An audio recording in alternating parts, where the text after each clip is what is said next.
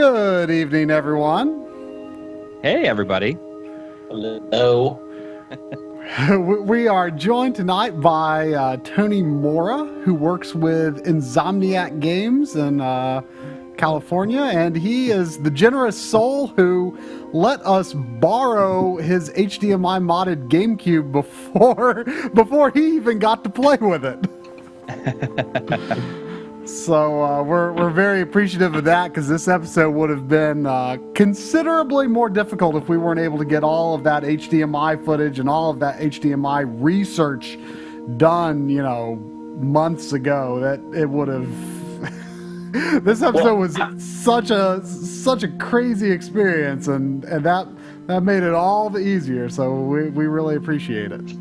Well, you're welcome. I'm a huge fan of you guys' show, so just exciting to be here. Oh, well, we're huge fans of Insomniac, so we are. We really, really are.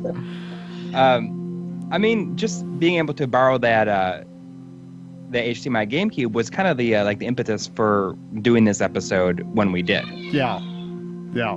Because the HDMI mod kind of came out of nowhere, really. Mm-hmm.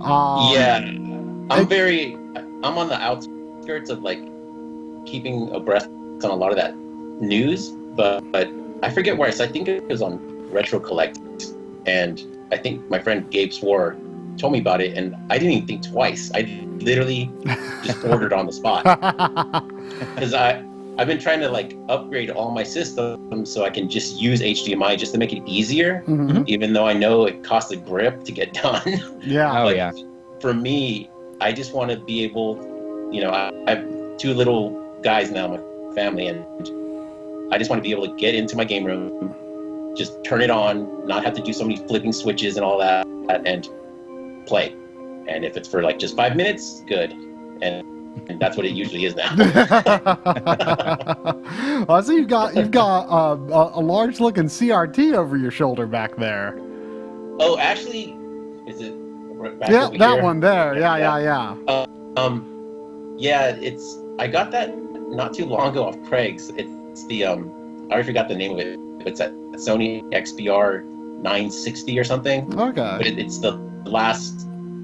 I guess that's the last CRT HDMI TV that Sony made. Oh, wow. Oh, right. It's a beast. Wow. It's 34 inches. It weighs 200 plus pounds. And Is that the one that Steve was talking about in our panel video? Oh, I'm not sure. I think so. At the MagFest. Yeah. Yep, that's the one. But it's a beautiful TV. But I bought it thinking that I could play shooter games on it, and you can't, because it's not a CRT. Yeah, it's HDMI. Right. It's HD. It's converting an analog signal to a digital signal and displaying it with analog technology. Right. So it doesn't entirely have the benefits of either digital or analog. So it's TVs like that are great, but you got to know what to expect. Yeah. Right. Well, I didn't do my research. I think I was just so excited about the fact that I found it so cheap that I didn't even think. I was okay, I'm going to go get it. And the guy even threw in a surround sound speaker system. It was all $100. I was okay, I'll take it. Yeah, so, for sure. Well, it's good to have. Yeah, but I'm actually donating it. I'm actually giving it to Gabe because he's going to make a legit game room at his house. So, well, I actually just donated my big 36-inch Sony HD CRT that you saw in the RGB 104 episode, and because I realized that it was taking up space, that I wanted to do something more with that room and make it more of I wanted more of a truer retro vibe in that room, so I put a standard def CRT and an old TV cabinet and stuff like that. So I'm going to start shooting some of my episodes in there, so that'll be fun. Right. Yeah, I've even seen some old, those with the wood paneling. Yeah, that looked pretty dope. Yeah, I was that's not bad, but Yeah, unfortunately, I gotta the keep wood. all my gaming to a HDTV. Yeah, all of the wood panel TVs I have, I've got a few sort of stored in an unfinished room upstairs, and they're all RF only. But I love the look, and so I shoot some stuff on them sometimes for episodes just for fun. But now, would you say, I mean, you're obviously into, retro consoles and getting good HD picture quality out of your old consoles. Would you say that, like, you're an artist working at a game developer? Do you think that other artists does sort of videophile and video game artists go hand in hand, or is it not really necessarily crossover like that? Would you say? I think I'm more of an anomaly. I think. Yeah. Like a lot of people don't. They don't care. Yeah, And- see, that's kind of the impression I got, so that's why I thought it was interesting when I heard that the guy who ordered this HDMI GameCube was a video game artist. I'm like, well, that's pretty cool, because in my mind, I'm thinking those two things would go together, but I get the impression that a lot of artists aren't all that picky about how a screen looks or something like that. Yeah, well, I think, you do to a point, like, let's say on the newest game that we've been working on, we've been using Unity, and this is like the first game where I actually had like a lot of hands-on, like, like just the fidelity, making sure things run, and like you really have to like make sure stuff looks good, and it's just constant back and forth of, you draw something, you paint something, put it in the game, you test it, you make sure it looks good, and then move on to the next asset.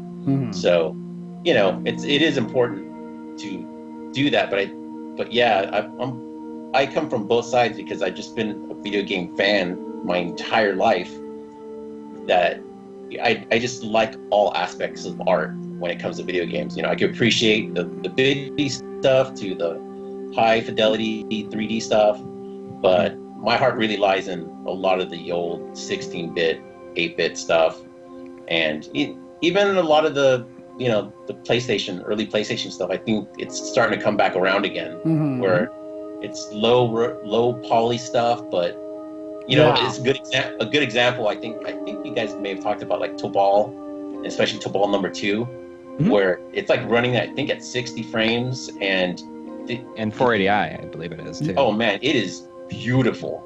Because all it uses like that garage shading or something like that. It's very smooth, but you can still see the polys on the characters a bit, I think.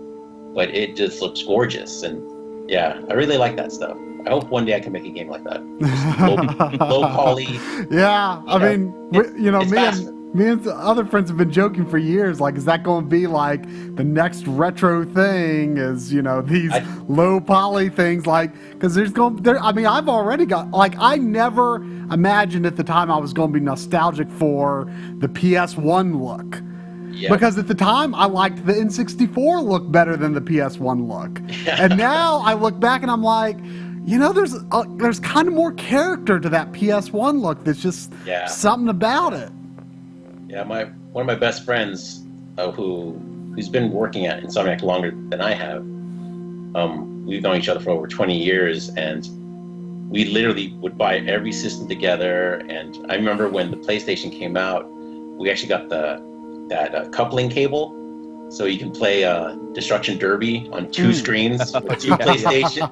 And I remember still going to his house and moving his giant TV to move to his other giant TV, and his mom looking at us like, what are you guys doing? just to play this game. And the load times, if you remember, were just so bad that you could only play a few games, and you're just like, okay, enough. But yeah, it's memories like that. But they were fun. Yeah. Now, I'm sure like a lot of people in they're working at game devs, obviously have a respect for systems of the past. I mean, we wouldn't be getting all of these retro influenced indie games if they didn't. But do you think it's again sort of an anomaly for people working in games to still have an active interest in having these old systems hooked up and ready to go and play at any time, or are they mostly kind of only interested in what's now? It is an anomaly. I'm at my work, I'm known as a guy that kind of floats around because I'm just this butterfly. I just love talking to people.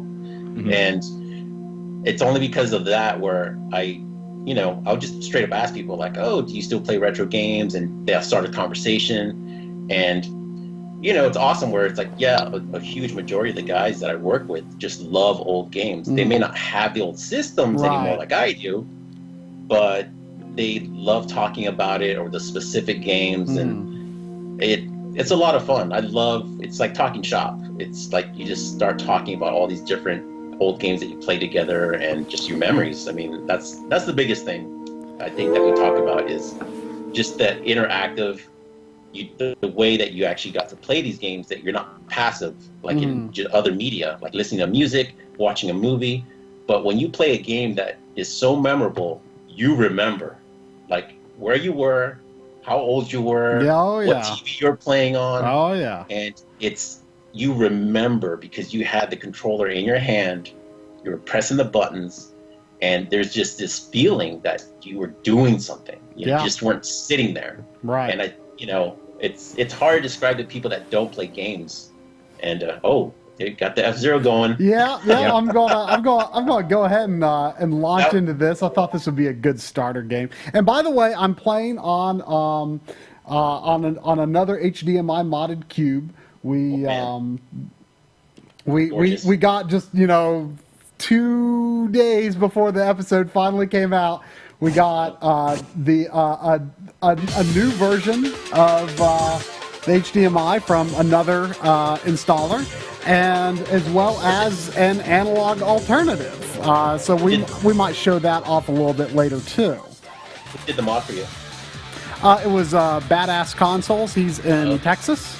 Yep. Yeah, I was it's not ours. We're just borrowing it. I saw that Video Game Perfection just posted on their Facebook that they came out, I guess, with a newer version, like cleaner install. Yeah, and I was kind of like, oh man. Yeah, but waited. At least you don't. At least you're not looking at the backside of your system all the time. Exactly. Yeah. But yeah, this was the very first game that I threw into my GameCube because this is the ultimate. I think it was the first one when I got your GameCube. I think it was the first one I put in too. Yeah, I mean it's the ultimate GameCube game. I mean 60 frames, widescreen, 480p. It just has this sharp look that has aged so well. Yeah. I'm being kind of lazy and not playing it on widescreen now because I didn't want to rearrange my stream window setup. But yeah, so I mean, the quality of this is exactly the same as what we had from Tony, and even though it's again from a different modder, it's using a custom board. You hold RLXY. And this isn't a great screen to see it on because the grayed out text is kind of blending in. But here's the settings. There's not really a lot to do if a game's already running at 480p. Oops. Yeah. I actually contacted Coury the other day because I could not get my scan line to show up on my Ultra HDMI N64. And I can't find any walkthroughs or anything on how to get to the scan line option because I don't know what options you have to turn on or turn off. You have to for Ultra HDMI, and by the way, I have the Ultra HDMI. Coury doesn't have it. Don't rub it in. You know how to get to the menu, right? Like I guess it's just grayed out. Is that right? Yeah, it's grayed out. So you can't have sharp pixels enabled. Like you can have the VID blur enabled, but you have to be on. You have to have sharp pixels off.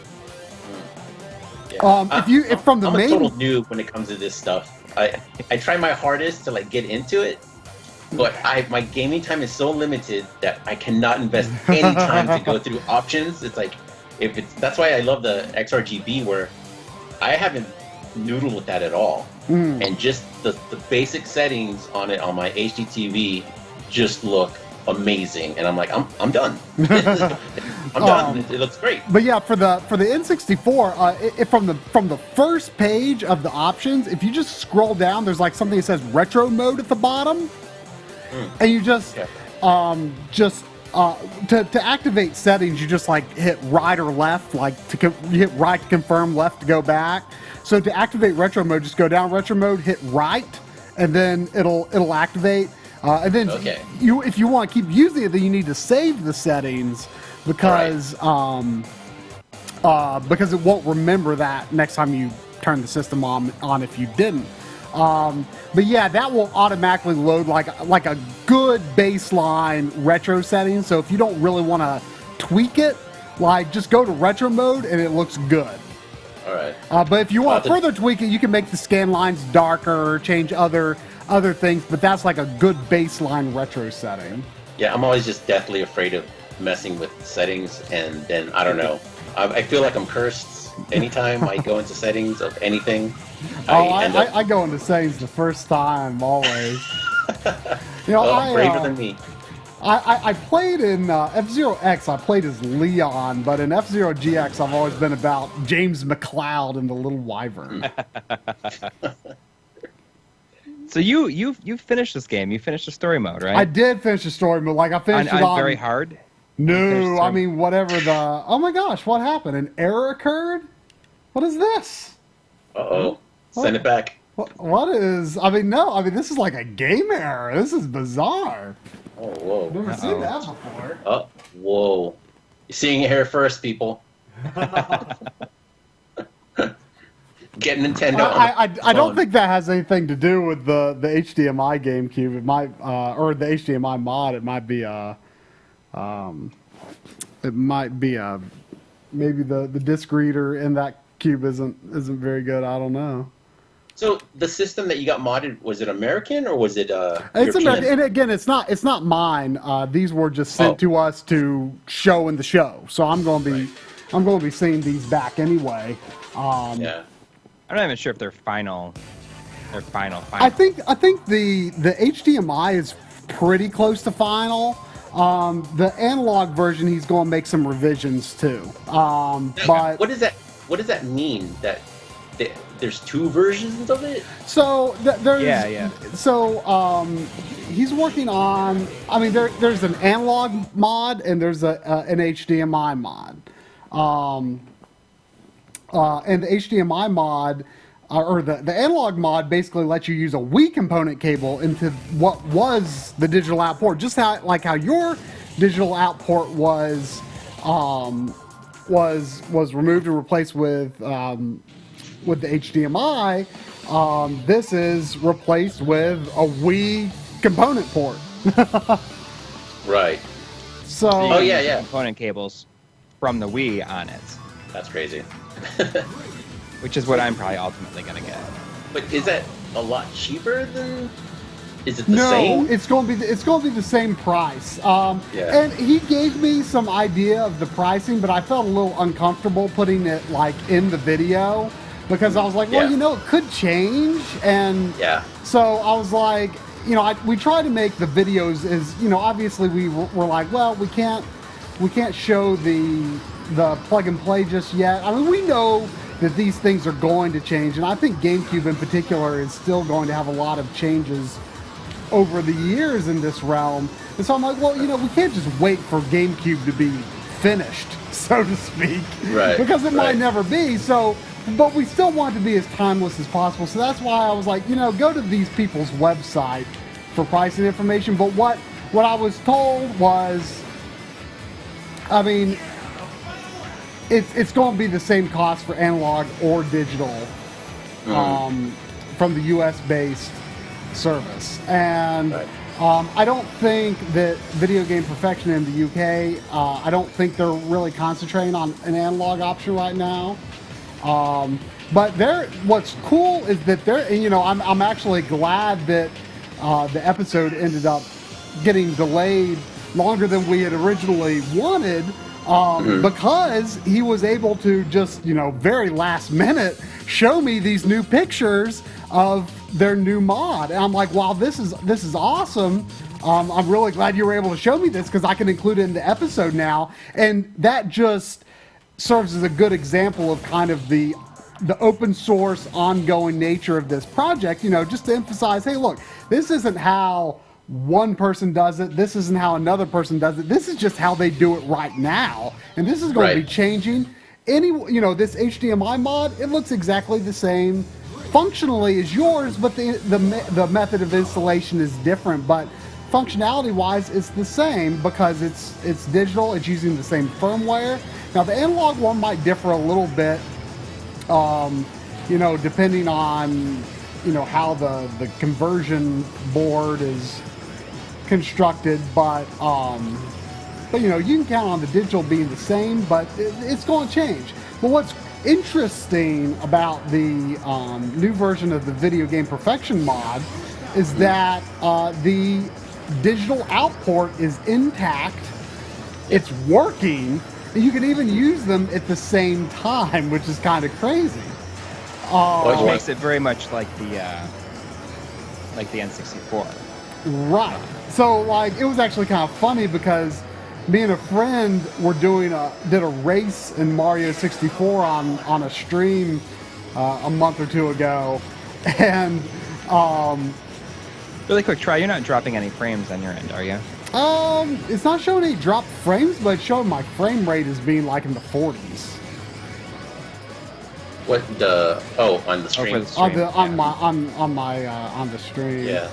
I'm just making sure because when I'm watching, it looks like it's kind of like jerky. Jerky here and there. I mean, I'm getting a high CPU warning.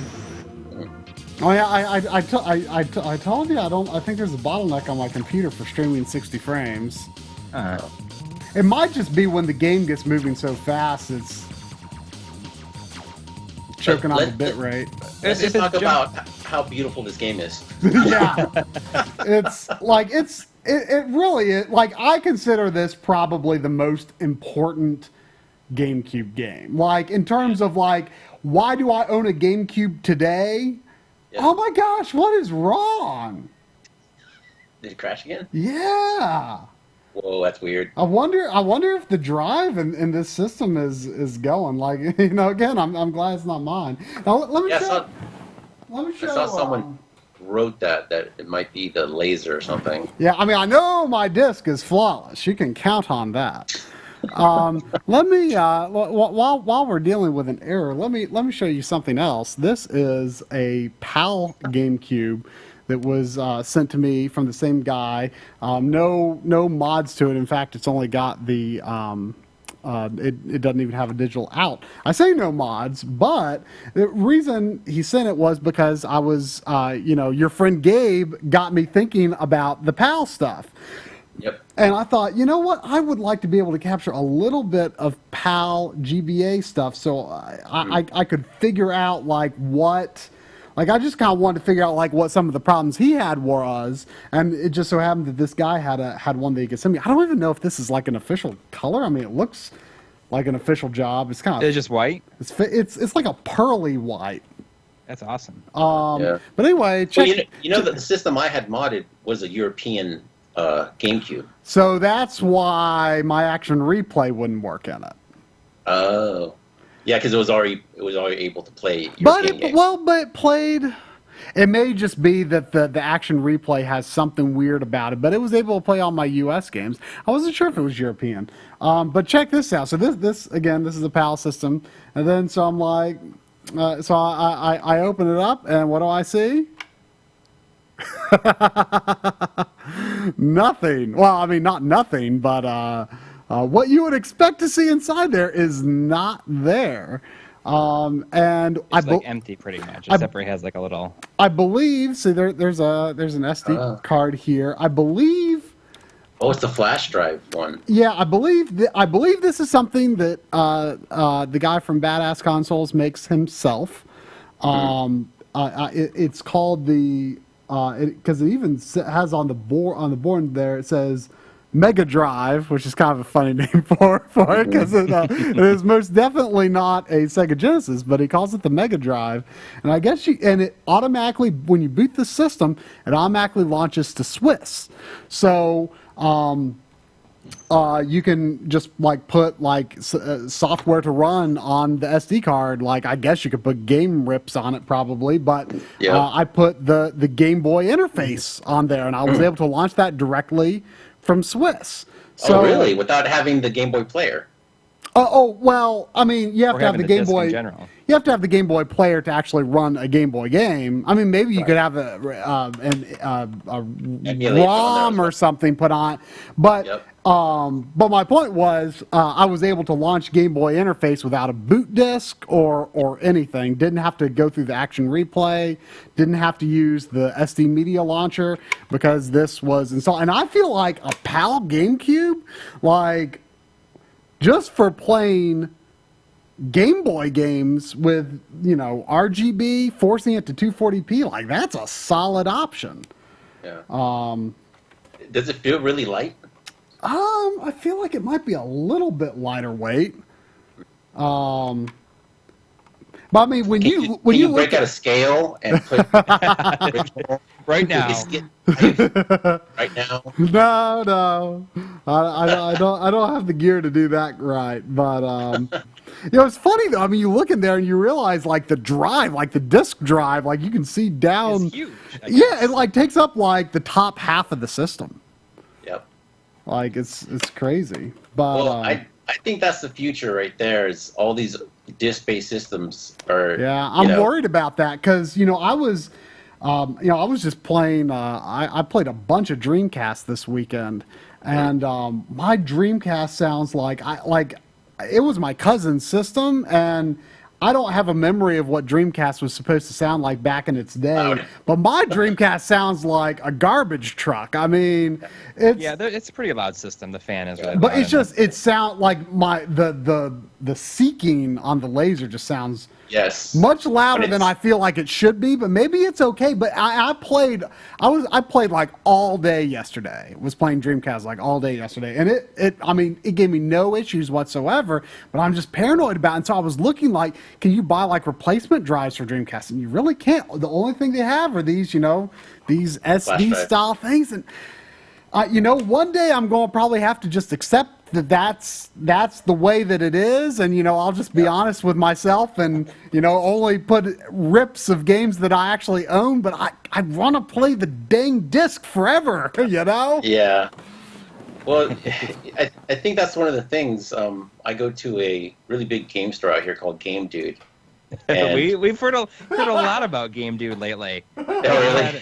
I recently got a copy of the Legendary Axe from a store here, and I opened it up and all right, got it out of the case, bought it, and I turned it over, and there's a sticker for Game Dude. Game Dude.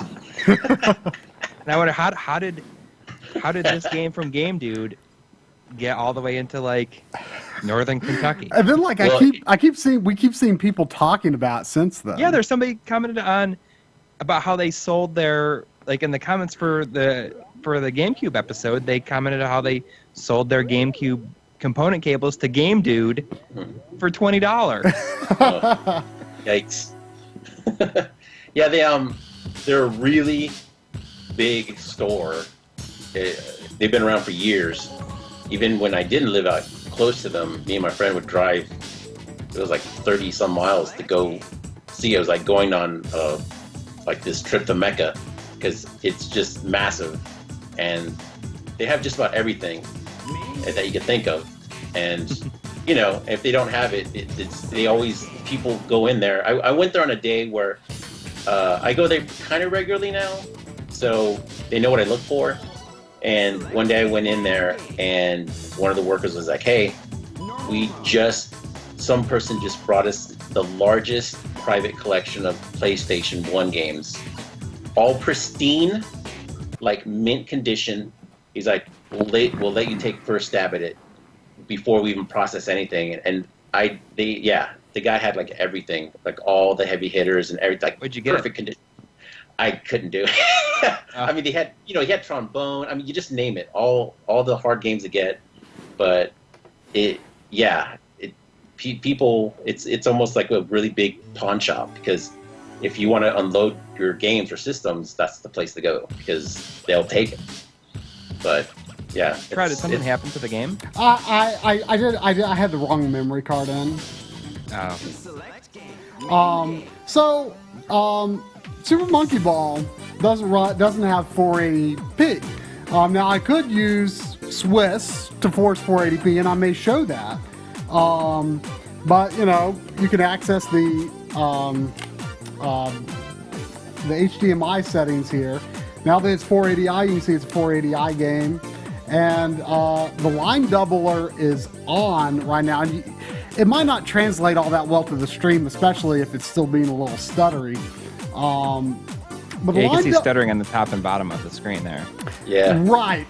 This is what's called Bob deinterlacing, and I believe it's what the DVD-O does, where it's just, and it's Right. extremely quick. I think it doesn't technically add any input lag, but what it's doing is doubling the line. So you've got field A doubled and then field B doubled, and so essentially you're looking at two 240p images in quick succession, just in alternating fields. So Right.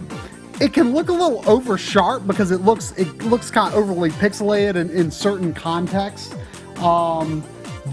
But if I turn line doubler off, then well, actually, I don't think that's going to. How's that going to work? Okay, so now the Frame Meister is doing the deinterlacing. But I'm going to turn the line doubler back on so you can see how it does that. Yeah, it's kind of funny that I'm streaming two Amusement Vision games. It's just I was looking at my GameCube shelf and I was like, okay, what are good like pick up and play games to put on a stream? You know, because I feel like in the PS2, GameCube, Xbox generation, like there's not necessarily a lot of like pick up and play games. Right. Also, I think why did it not? I wanna. It's my TV. I've actually been looking to get Super Monkey Ball because I keep on hearing how much fun it such a is. good game. Oh, it's a great game. It's one of the best games in the system. I don't like the second one as much. I feel like it's a little overcomplicated. Yeah, I could see that. I mean, the first one is amazing in its simplicity. Yeah, It's a tough game too. That's all I've been focusing on recently on like my game purchases is like games that are fun to play with my son. Oh yeah. But yet today, he loves old battleships and stuff, and so we're like playing Battle Stations of Midway for the Xbox 360, and he's just loving it. I was getting some sort of.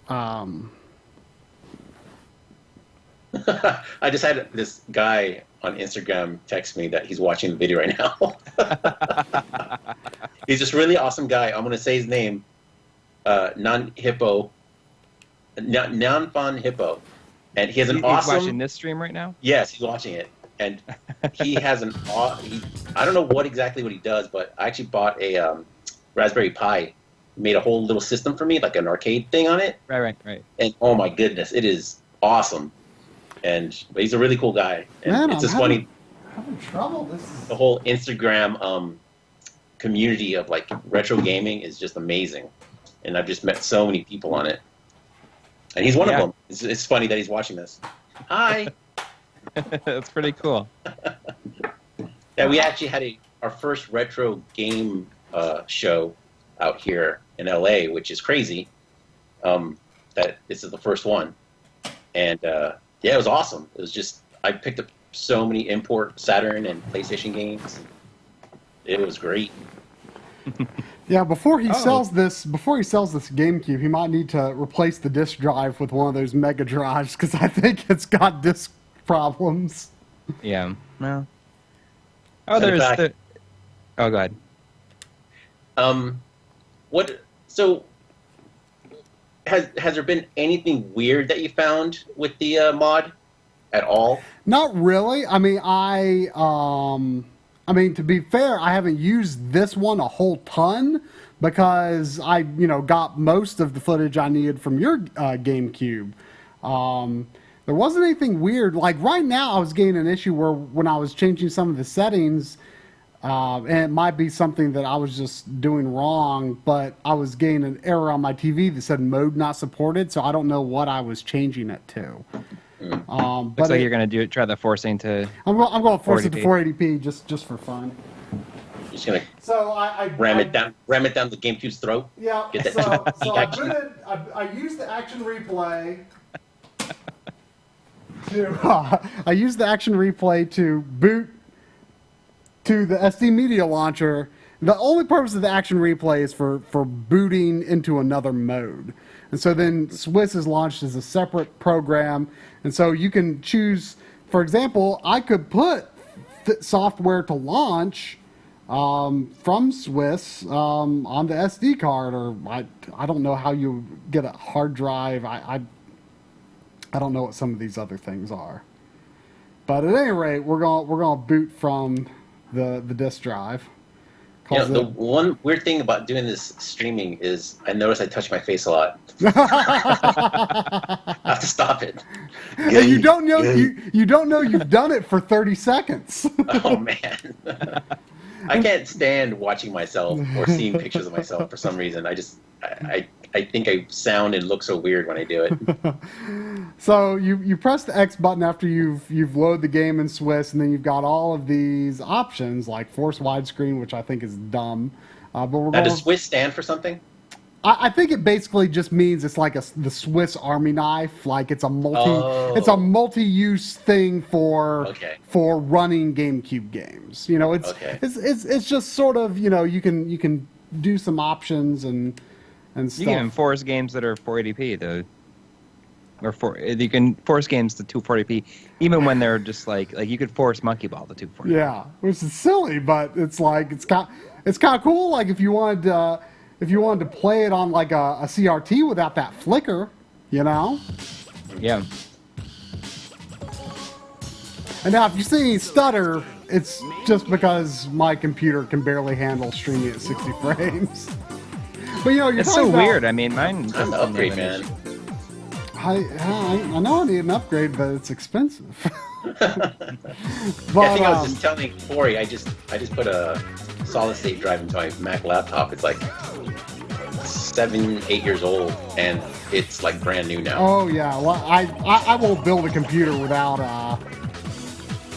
SSD anymore. Like it's just I just gotta have it. It's a requirement. Yeah, it's great.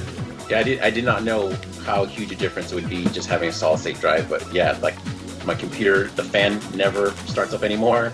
It's completely quiet. It's like having a giant iPhone. It's been so long since I've played anything other than like the beginner stage in this game. You finished it. Obviously. Oh yeah. I've done the expert, but it was a long time ago. Again, Troy doesn't have kids, right? No. I know, it's like. But you know, you talk about you know wanting games to play with your kids. You know, this game has actually some pretty fun multiplayer mini game modes. Like I don't think you can play the main game here as multiplayer, but it's got some pretty decent mini games. They're fun. Hey, Tony, I think you said your son is 5 or 6? Yeah, he's 6. He just turned 6. Okay, then yeah, you're like in a good position. Like for something like this, like you guys, I love to play this. Yeah. Oh, he'll play anything. He calls me the king of video games. He's like, Mom, you teach me about all the important stuff, and Dad teaches me about video games. So, I mean, this might be like, are you guys? I mean, or maybe you've already seen it. Are you excited are you gonna go see the Ratchet and Clank movie with him? Oh well, yeah. Actually, I just saw one of the company emails, and we're gonna have a private screening at. We have like a giant projection screen place near our work, and they're gonna show it to us. And yeah, I'm pretty stoked. I've steered clear from. Even though I've had the opportunity to watch it, I just want to see it on the big screen with everyone around me. Oh yeah, and have that experience, you know, because it's just different to like, to watch it, on a small screen by yourself, and I like that whole, just the camaraderie of people going with a specific reason of enjoying a movie. So, right. But man, it looks great, and Yeah, honestly, the game looks freaking amazing. Oh yeah, we're both really excited about it.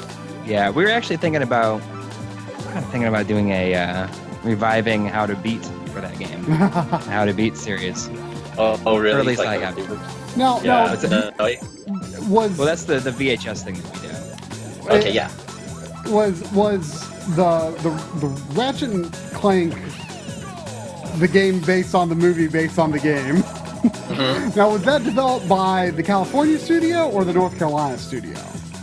I think it was a little bit, well, a lot of both. It's just a lot of communicating on both sides. Oh, okay. But the past several Ratchet games mostly been done in North Carolina. That's what I And thought. that's where you're from, right, Trey? Yeah. So like when I remember years ago when the North Carolina studio opened, I'm like, wow, that's awesome. Like at the time, I didn't know that like Epic Games was in North Carolina. Yep. So I thought like, wow, like something cool video games happened in North Carolina. But now I know that there is a little bit of a video game development scene here. I mean, I say a little bit. I mean, only the biggest like game engine in the world is developed in my state, Yeah, which is a weird Yeah. thing to think about. But yeah, it's awesome that like Insomniac has a studio here. Like, Yeah, no, it is. But again, like I said, the game, I hate to plug, but I didn't work on it. But Oh, wait. man, it looks, I saw it months ago, and even in that state, I was even telling the guys that worked in it, I'm like, I hope you guys aren't jaded. This just looks incredible. Yeah, well, I mean, Tools of like I didn't get into the series until the PS3. I just had not played the PS2 ones until the HD collection came out. Okay. So yeah, I never played the PS2 games. I played the PS3 ones when that's actually got my start, just doing freelance for them. I did the how-to videos in the game. They're like these little cartoony. Oh, okay. Oh, yeah. And So, yeah, back the- in time, like the Yes. Yes. Oh, Right, those are some of the best parts. Yeah. Well, it's still to this day probably like my most high-profile like job I ever had. It was like anytime I'd go anywhere, and they would introduce me as like, oh yeah, he's the Ratchet and Clank, and people would just flip their lids. I'm like, wow, like, people just loved them. And I had a blast making it because they literally gave me carte blanche on just doing whatever I wanted to do. They just gave me a script, and they were like, okay, we'll just board it and let's make it. And I'm like, all right. And yeah, there was some stuff I couldn't get away with. There were some things like decapitations, but for the most part, I got away with some stuff in there.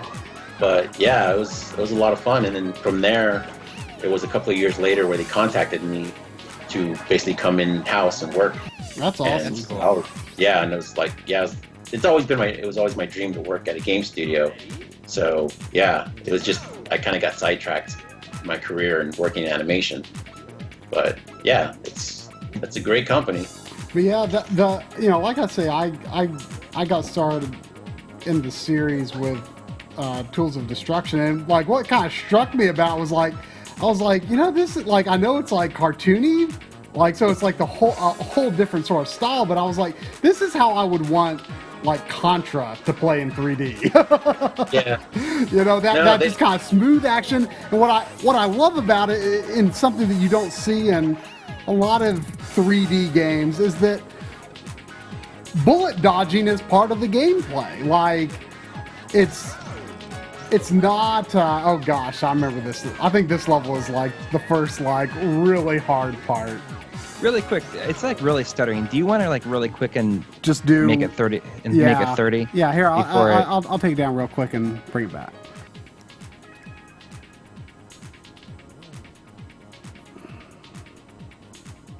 Let's see if it sticks. I mean, it would go for several seconds, and then it gave me the handshake error.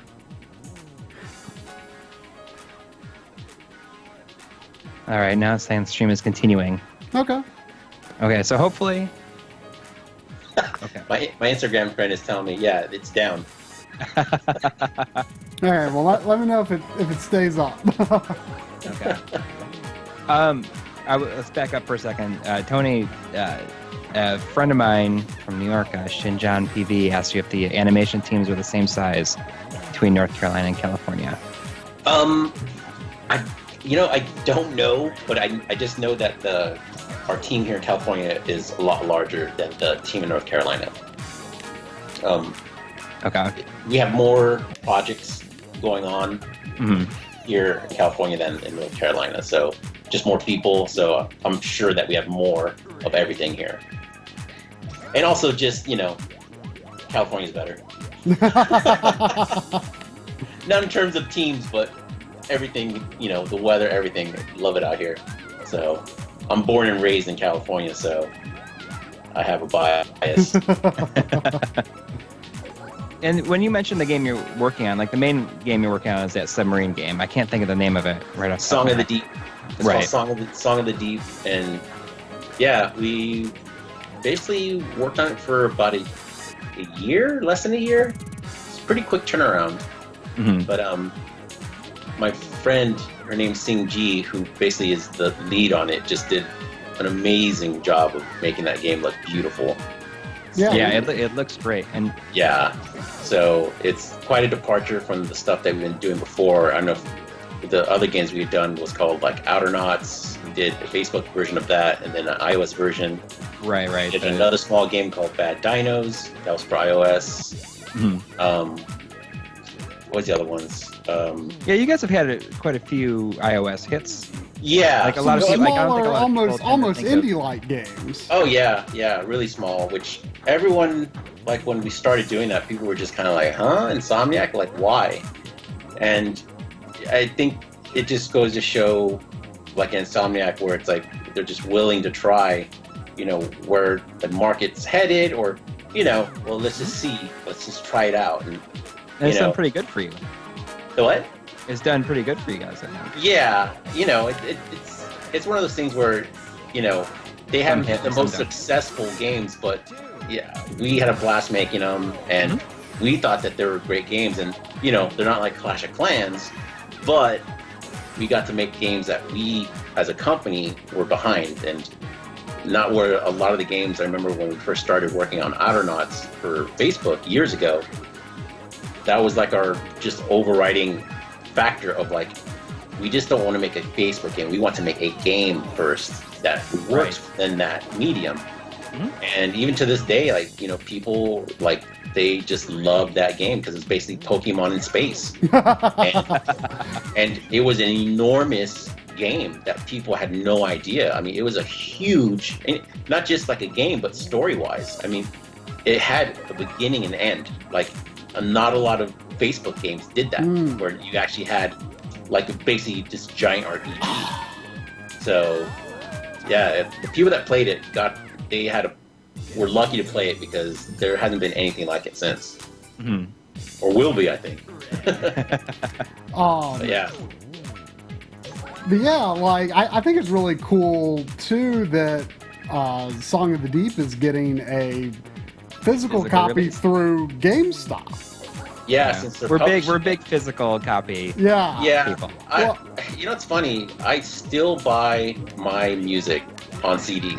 I do too. I can't get I think because we're just older, and the fact that I have it with me, I could rip it, and if anything happens to that, I still have my CD. Yep. So, I love the fact that I have the option to buy the MP3, and I've been really looking into a lot more of the vinyl stuff because how those limited release vinyl, like video game collection MP3s, right? You buy the vinyl and then they also give you the MP3, and I'm like, oh great. So it's like I have it. I have a physical thing of it, and also digital. I've been getting into vinyl a lot lately. I got my my first record player for Christmas, and which one? What it's just like an Audio Technica. It was like $100. Well, what vinyls have you been getting? I just got the new Church's album. like the other day, and what else did I get?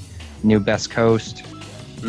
I've been getting a lot of my favorite albums as well. You know, like R.E.M's Murmur was like the first new one that I got. And didn't you get something like Streets of Rage 2? Or oh yeah, I've been getting a lot of the game. The data cassette. Yeah, the data discs. Data disc, yeah. I've been getting all theirs. I've been really listening to the Super Hang On one that they did. Oh, really? I've been listening to that one a whole bunch. In my mind, because that's an arcade game, there's I can't remember any. Oh, see, it's like, for that. to be honest, it's a super scalar game that, I'm a big Space Harrier fan. I'm a big Outrun fan. Same here. And I know that they're going to be doing Outrun, which is really cool. Oh, awesome. But I feel like Super Hang On is one that I didn't really appreciate, especially the soundtrack. But I got this because I was just I just felt like I got to support super scalar music, and I've listened to it more than any of the other ones. Really? Wow. Yeah. The thing for me also about the vinyl release stuff is just the packaging, the art and stuff involved. I actually, one of my best friends is the guy that runs the I Am 8-Bit, and they've been releasing these vinyls, and I got to do a little work on the the Rare stuff, and man, it's just the art with everything is just so gorgeous. I mean, it's just ready to frame. And I think for me, that's one of the big things. It's something more than just the music. It's just that whole package, how they're doing. And the first Streets of Rage and Shenmue came with just a clean version of the artwork without, you pull it out. It's just like an insert. And I framed both of those. Yeah. I've been looking to get. I have the Hotline Miami. Oh yeah. They just released, another company is doing the ultimate release. Right. I guess it's more stuff, and that's really tempting. It's like a Kickstarter going on right now, I think, for it. Yeah, but I Am 8-Bit did the first release of that, and which they did several releases because it's so popular, it would sell out every single time. So, yeah, but they've been doing an awesome job with their vinyl releases. I've been trying to slow down my collecting of stuff, and I'm like, man, something else to get. Yeah. Hey, Try, really quick, did you pause your syncing? Pause my syncing? Your Dropbox syncing? Yeah. Okay. Just making sure. Is it still stuttering? Well, I don't know. I think it's just me. It seems fine. Sometimes it stops for a split second. But I think it's just me. Yeah, do you guys... Go on. Oh, do you guys... do you actually make it a point of trying to play something every day, or is it just not possible? Just in terms of playing games in general? Yep. Oh no, I mean I would like to, but I mean. Yeah. Impossible. I mean, I think we can relate. Yeah, I mean the irony. I mean the irony of doing a show about video games is that it takes away most of my time to play video games. Yeah, I can see that. I think that's one of the things for me too. When I actually started working at a game company, I had less time playing games because it's that's your work.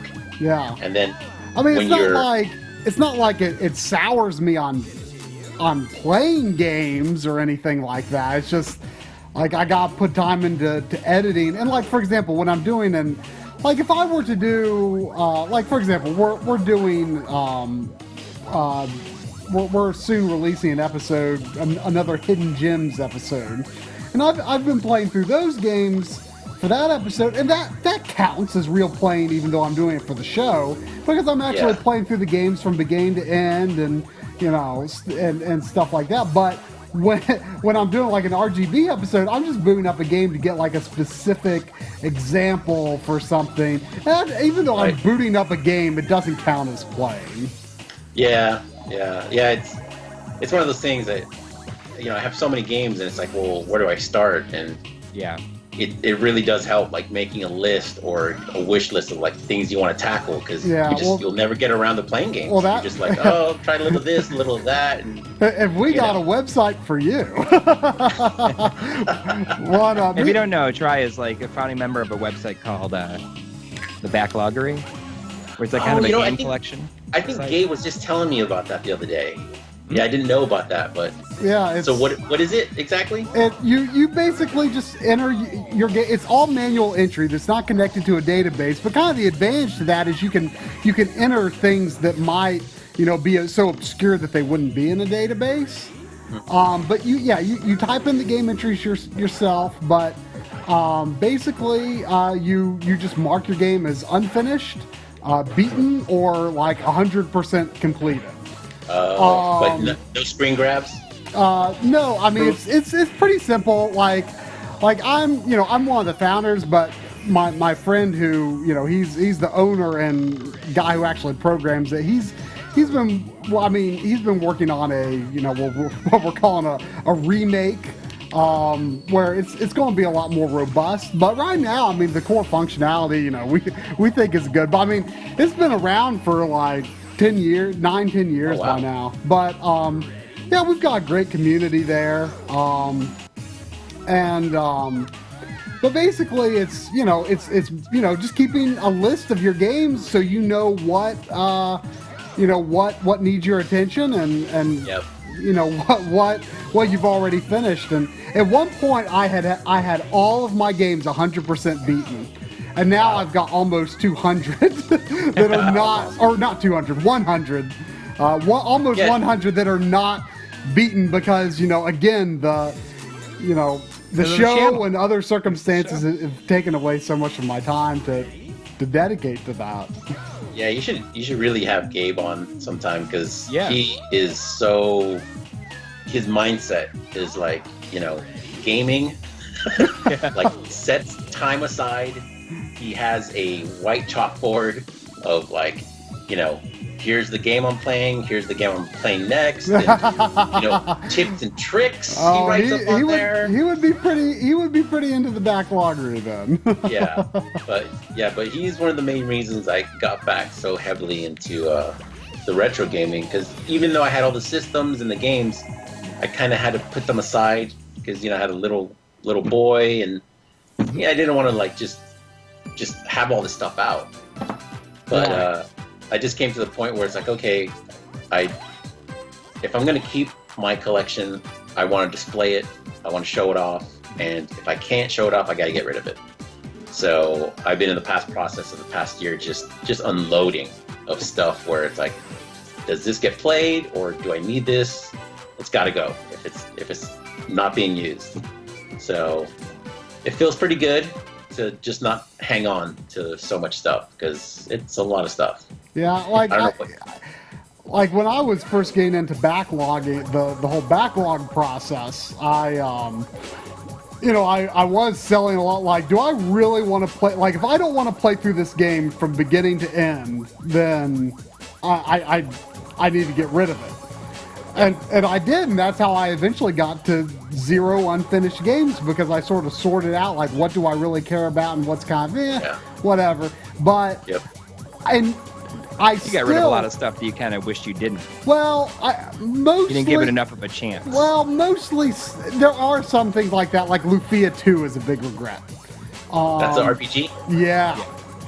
But it's not expensive. Too big on RPG, so I could care less. Well, it was an expensive one, so now I wish like I still had it, because like now that I kind of wish I gave it a second try, it's not easy to get it back. But anyway, but a lot of things that I have also sold were games that I did beat, but I was like, you know what, If it wasn't a game that made a special impression on me or something, I'm going to get rid of it. And I did a lot of collection purges, and I do regret those where I sold games that I had already beaten. I don't really regret selling games that I hadn't beaten, because I still try to only buy games that I'm actually legitimately interested in playing all the way through. But the games that I did beat and then later sold, that I regret, especially now that I'm doing the show, because I'm always thinking of examples of things like, ooh, I wish I could record something from this game, because even though like I didn't like it that much, like there was something interesting about it, and it's a good example for this or that. And but it does help having this show, though. I mean, you get loners from fans, and they send stuff in. I mean, we have like for hardware and stuff. We have like that's how the RGB Masterclass has been able to expand so greatly, because a lot of people do have equipment that we can look into when we don't have access to it. Because at first we were mostly just doing what we had ourselves and what local friends had access to, but starting with the Super Nintendo episode, we've gotten so much help from outside sources, just letting us get our hands on stuff that we wouldn't have access to otherwise. And it's so cool that we've gotten to try out like the new versions of this HDMI mod and all that before anyone else. So it's just it's kind of crazy. For me right now, that's like one of my like goals of I just want like my system sort of like future proofed, where it's like there. I know that I do like the idea of having like a BVM or PVM and play them that way, but really having a giant LCD screen, and if you're able to play them on the native hardware and it looks great on the LCD TV, I'm just gonna have to go that way. Yeah, I mean, I'm kind of the same way. I mean, I love the CRT look, and I love making that look a part of the show. And I like playing on just for fun. And I like having a CRT around for light gun games and stuff. But like at the end of the day, like yes, I like the scanline look, but for me, it's not like a requirement of like my retro experience.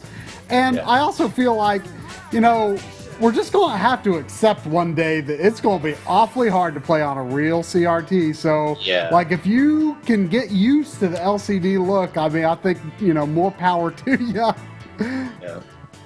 No, I'm telling you. I gotta go back and forth. From this, because Gabe introduced me to your guys' videos, you know, we've been getting other guys, you know, once we show them the XRGB, and they just flip out, and they're like, "What is this dark magic?" And I'm like, "I know, right? Like, I mean, this is amazing." That's what we've always tried to convey, like just like unbelievable. Like, who could have imagined that you could get something like that out of the original real system? Like, that's nuts. Yeah, there is some guy I follow on Instagram who, I don't know, I think in his Dreamcast, he modded it so that he has the XRGB inside the Dreamcast, and to output the video that way, I don't know. I mean, there's some amazing modders on Instagram that just blow me away, that I just can't believe the stuff that they do. And it just kills me, because most of the time they just do it for their own sake, and it's just like, how much? And there's like, not for sale. And I'm like, why do you tease me? Oh man! Speaking of which, like I just shared out a video a few days ago of somebody who modded a Master System and put a Game Gear. Oh, that's the guy that was contacting me. Is it like 8-bit Bishop or something like that? No, the guy that was talking to me, he did that to his system. Oh, okay. The non-fun hippo guy, he did it to his system. He actually also had this other guy make him a aluminum case cartridge for his Metal Slug, and it's beautiful. But it's like CNC'd, and it's like laser engraved, and it's like anodized red. Instagram is the craziest thing. I love it.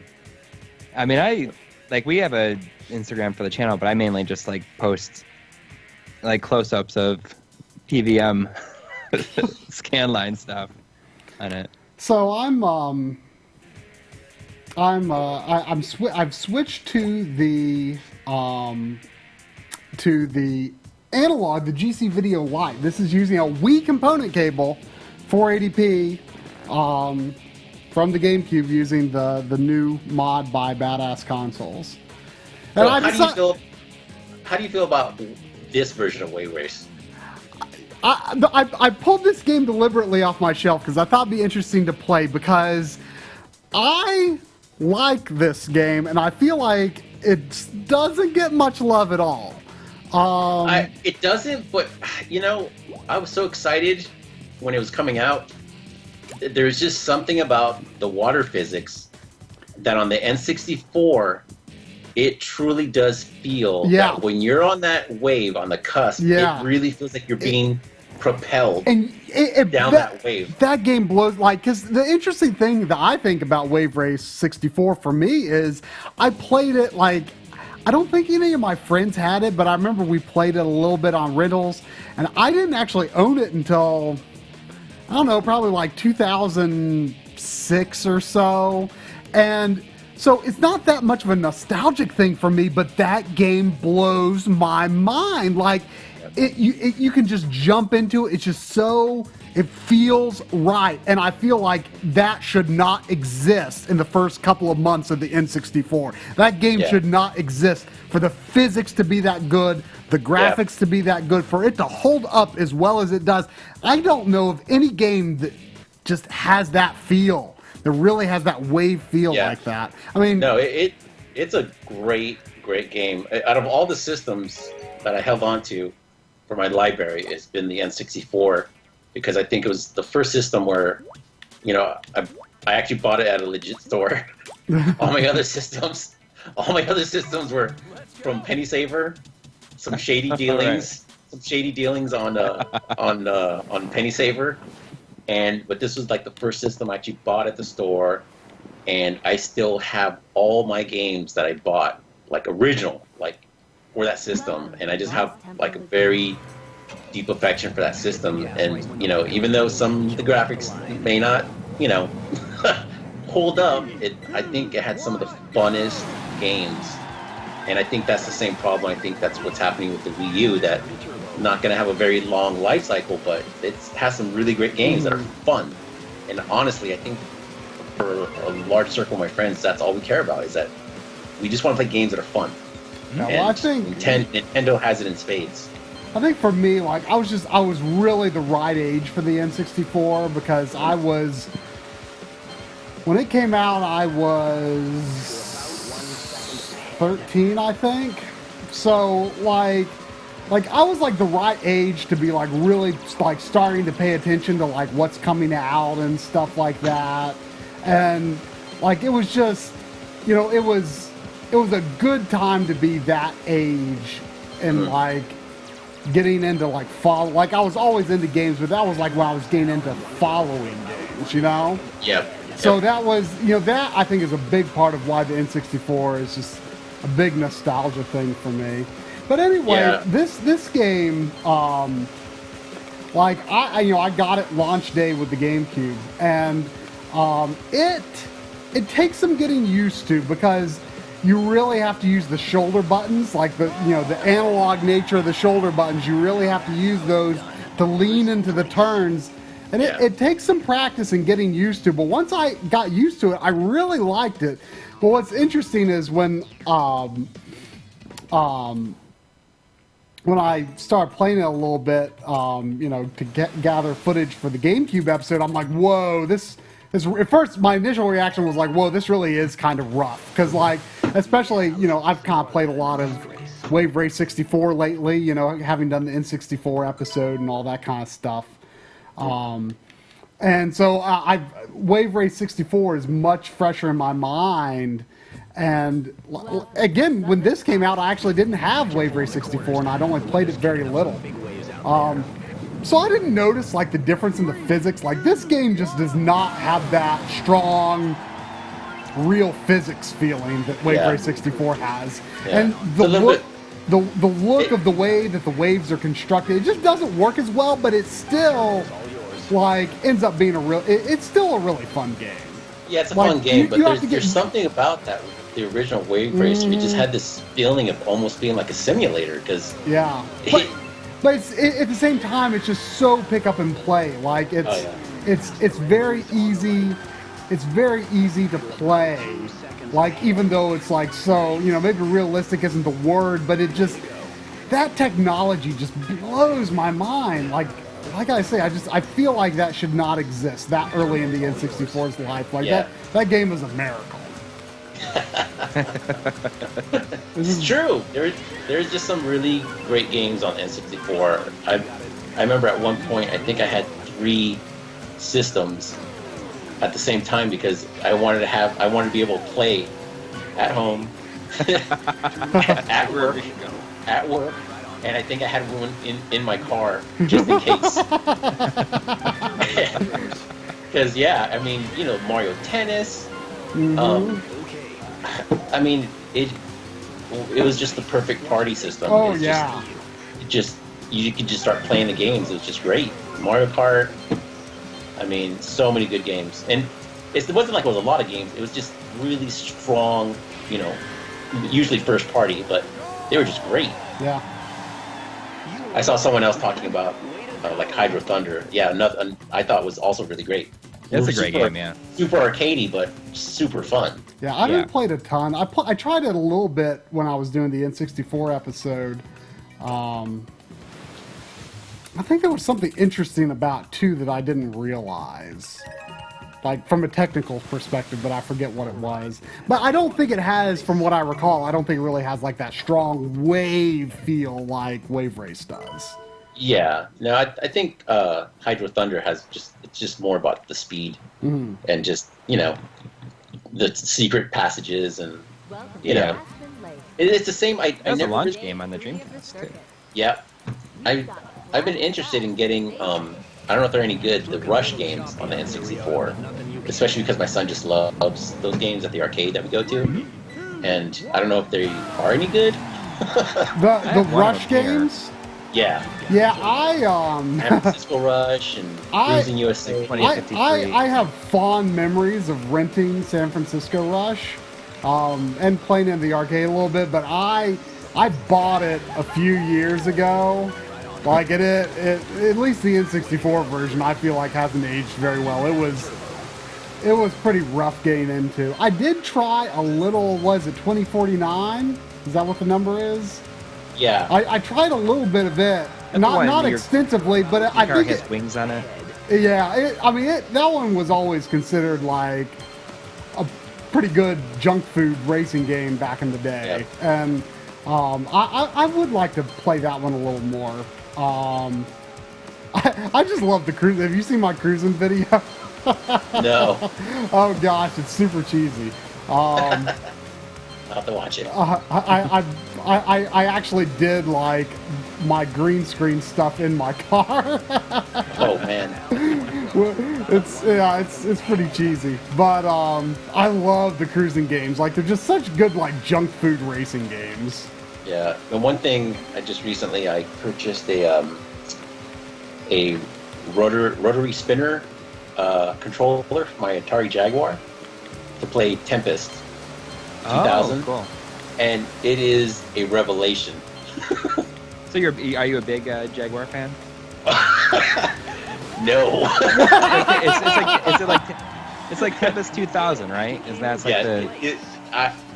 For me, that is the only game to have on that system. That system is garbage, and I'm sorry if there's any Atari Jaguar fans out there. I know my friend Kevin has like a complete library, and he has like all these unreleased games. What?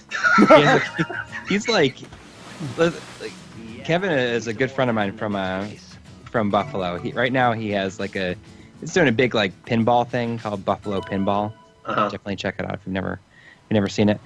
He has like a complete Jaguar, but he's like really big on the Jaguar, and he has every Jaguar game. And Atari Lynx? No, and the new one. He has only because of Tempest, right? Careful on the corners. Well, Because Tempest 3000 came out on the new one. Oh, okay. So and that's the only reason I would even consider getting a new one is to play that version. Because I love Tempest. That was one of my favorite games as a kid. Okay. But yeah, I a couple of months ago I saw that there was like some guys on eBay selling the modded hideous Atari Jaguar controller, putting a spinner on the back of it, and you basically hold it backwards, and you use it like almost like a gun game for your shooting underneath. Right. I finally was able to try it the other night, and yeah, it plays beautifully. And the weird thing is, you have to access the rotary controls through a secret menu, having two controllers plugged in and hitting the pause button on each controller at the same time. That's a total pain in the ass. Bring up this menu for digital or rotary, and it is phenomenal how awesome the game is now. And that's literally the only reason I'm keeping my Jaguar is to play Tempest 2000. Is it like the best version they have now? Well, honestly, I think I love any version of Tempest. Yeah. I mean, I have Tempest X something on the PlayStation, and I love Space Giraffe on the Xbox. Yeah. Xbox 360. I love that. Oh, just because it's Jeff Minter, right? Yep, Jeff Minter. And he did that. Did he do that TKX on the Vita, or the TXK or something like that? Yes, I think so. Yep. His company is like Llamasoft or something. Yeah, Llamasoft. Yeah. Always a bunch of goats. Loves goats. But yeah, I don't know. He just has a flair, and the nostalgia factor, the way he creates his games, the sound effects, the graphics. It feels that you're at the arcade, which honestly, there's not many. The only other game I can think of is like Geometry Wars, where it just has this feeling.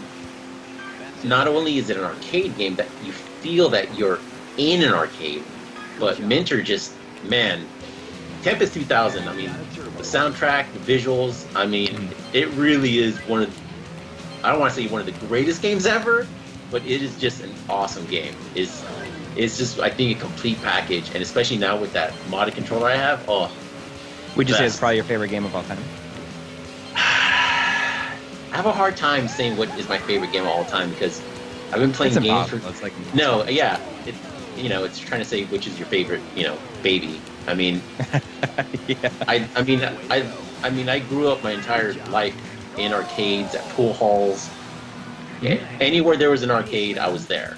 Right. And I've just gone through so many iterations of, when I first started playing, it was literally at a laundry mat, at the liquor store, and then arcades, and everything, and then finally for the home console stuff. And for me, even like Donkey Kong Country on the SNES it's like one of my favorite games, because I just felt like it was just beautiful, and music was great. Mm-hmm. And oh man, there's just so many great games, and I'm just such a nerd about it. But it's like, for me, I was never a huge reader, and to me those were my books. Right. And that's the same way with me. And it's helped me out. I mean, my dad would shake his head of like, why are you wasting your money on that and reading comics? And I'm like, and now I get to put all of that knowledge to use at work, where I'm like, oh yeah, why can't we use this gameplay mechanic on, it's like, I seriously have like a vast knowledge of these games because I've played them, and I know them pretty well. And now it's just hard to keep up because there's just so many games. So, yeah, it's true. It's just a lot of stuff. And even when I remember when the iOS stuff started coming out, I was buying a ton of games, but I just got burned out really fast because it was just nonstop releases, and the games were just too short. Where I want games with like a book. I want a beginning, middle, and end. Yep. Like I don't want to play games forever, even though some games that are my favorite, like Pac-Man Championship Edition, I love. It's 5-minute chunks, and it's a blast. Each time I play it, I love it. And but there's not a lot of games. I actually have a Galaga cabinet that I won. Oh, really? I play that, every once in a while. But that's cool. Yeah, that's one of my One of my great things in my studio that I have. So what's going on here? What, oh, and I'm with what? What? So on the GameCube, so you played. The first one that you played was GX F-Zero. Was there anything else tried that you explicitly just wanted to see because graphically? I'm pretty sure the first two things I tried were F-Zero GX and Mario Sunshine. Okay. Because Mario Sunshine has a pretty cool look to it as well. Like it's not cel shaded, but it kind of. I mean, maybe it is cel shaded. I don't know, but there's a unique look to its shading in that game, and it's got a great water effect. Yep. I mean, you know, I didn't like really go for Wind Waker like right away because like, you know, Wind Waker, well, we've got HD Wind Waker now, so it's like not that special, you know? Yeah. Not that special anymore. So I know this might be heresy, but how do you guys keep your games? Do you actually keep them all in the disc holder and have them on shelves? Oh yeah. I mean, if a game came in a case, I have to have the case. Like I won't buy a loose game if it like a disc-based game, or if it's like a DS or 3DS or something like that. If it came in a case, I have to have it. The only one where I'm willing to wiggle on that a little bit is Genesis. And see, I can't see. Well, I'm Genesis relatively cases are new like to my the favorite, Genesis. so I can't. Yeah. I mean, I love the I cases can't too. do I've this. only got 3 Genesis games that aren't in cases, but I feel like it sort of broadens my horizons for the system a little bit because I'm not like always like I can see a game and be like, well, okay, like that's a good deal. I'll buy it and I'm interested in it. But like for the most, like I kept like if I'm the original owner of a game from like probably like 93 onwards. If I'm the original owner of that game, I've kept the box and I've still got the box. I don't keep them in the box except for Game Boy Advance. I keep those in the box. But I kept the box. But when I'm going out and buying, you know, new retro games, games that are new to me, I try to go for card only for the most part, just to, you know, because it saves money. It saves money. Yep. Yeah, I started ditching all my disc holders just because of space. Because I just keep them in like a book. I have a DVD binders and just keep them all nicely organized, alphabetical order, and because it's just ridiculous. Do you trash them? Yeah. No. I just dump them. Yeah. I cannot hold on to things like this anymore. It's like, and especially for me, like my thinking is that I'm gonna keep this game. Like these games that I buy now they're not for resale.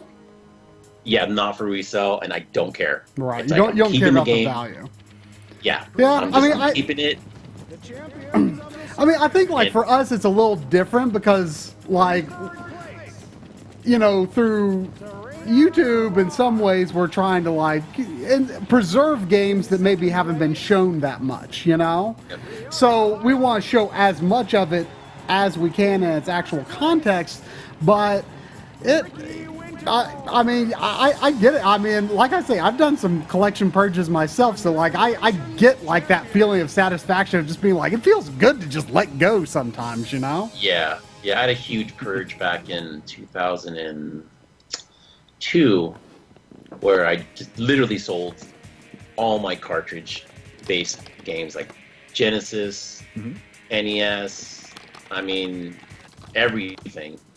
And it was just like one of those things where it's like, I got to a point where it's like, you know, I could play this stuff emulated and, you know, I could do with the money. Right. And I sold a lot of stuff too. Like it helped me afford my move to New York City. Yeah, and it was crazy, it was right? hard at the time. I mean, it was like I was okay with it. There's certain things that I kind of regret. Like I talked about it quite a bit. This is like I'll always regret selling my copy of Snatcher, which is now like well 500. over $400. Yeah, I saw one at the Retro. They were selling for like 500, and yeah. But I mean, the thing is, for some systems, I know me and my friends talk a lot about it. Is when you're showing like that GameCube with the flash drive, and I'm just like, honestly, there's some games on the Saturn that you will never, ever, ever be able to play because of the price. I mean, Panzer Saga, like 400 plus, never gonna play it. I had it in my house one time. Like when I worked retail in like the late 90s, and we had a copy of Panzer Dragoon Saga, and I brought it home to try it out. And I was like, oh, this is pretty cool. But, like maybe I'll get it I'll come back to it some other time. Nope. Yeah.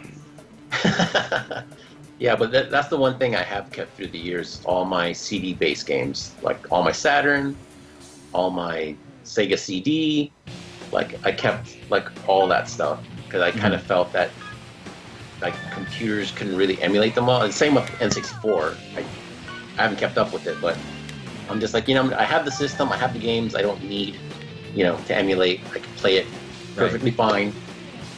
And again, being able to hook it up to my current TV with the HDMI is just a godsend. So I'd actually, it had been basically on the back burner of my systems because I just couldn't display it well. I was just like, it was just embarrassing to look at it. It was like, it just looked awful on my TV.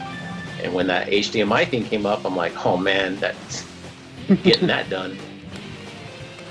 I just got a tweet from somebody who was asking if we could clarify what we meant by the plug and play, the thing from Badass Consoles. Okay. Essentially, what it is it's a unit that plugs into the digital port, and then you can plug HDMI into it, or if you get the component version, you can plug Wii component cables into that. Right. So basically, it's going to be some sort of, I don't know for sure what it looks like, but it's going to be some sort of box that you plug in the back of your console, and it's it will have it was explained to me, maybe I won't reveal all the secrets, but it was explained to me that yes, you will still be able to use like the HDMI settings functions with the HDMI because it uses the controller. So how does it talk to the controller if it's plugged into the back of the console like that? Yeah. But he's got a trick planned out for it. So that's going to, like, I think a lot of people are going to want to wait for that. But like, I think the thing is, like, if you want to do like the mod for analog or for HDMI, it's going to be hard for him to fund the final production of those plug and play options without people buying these other mods. So no matter when you buy this mod, like you're supporting the furtherment of this project, no matter who is doing it. Yep. Because again, it's an open source project. So just if you see, like, if you're like, I want the HDMI mod, like, just go for it. The one thing I would caution with the HDMI mod is that, your luck with 240p is going to be hit or miss, which for the actual GameCube, that's very few games. It's basically like the Zelda Collector's Edition, Mega Man X Collection. I don't think the Anniversary Collection runs in 240p. But here's the thing, as explained in the video, forcing 240p is awesome for the Game Boy. Right. And yes. I didn't have as good a luck dealing with 240p in the HDMI system, but 240p with analog, like, you've got a lot of options. You can use the FrameMeister. You can you can plug up to a CRT and it looks awesome. Of course, those games weren't designed for like the scanline look or anything, but it still looks nice. Of course, it is going to be a little small, but you can do that on any GameCube system. But I think I'll go ahead and switch here. I'm going to plug up that PAL system that has the drive removed.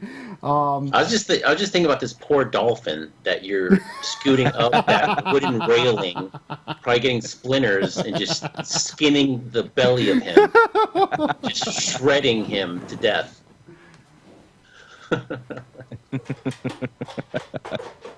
Oh, well, thank you, 8-Bit Gnosis, for your generosity.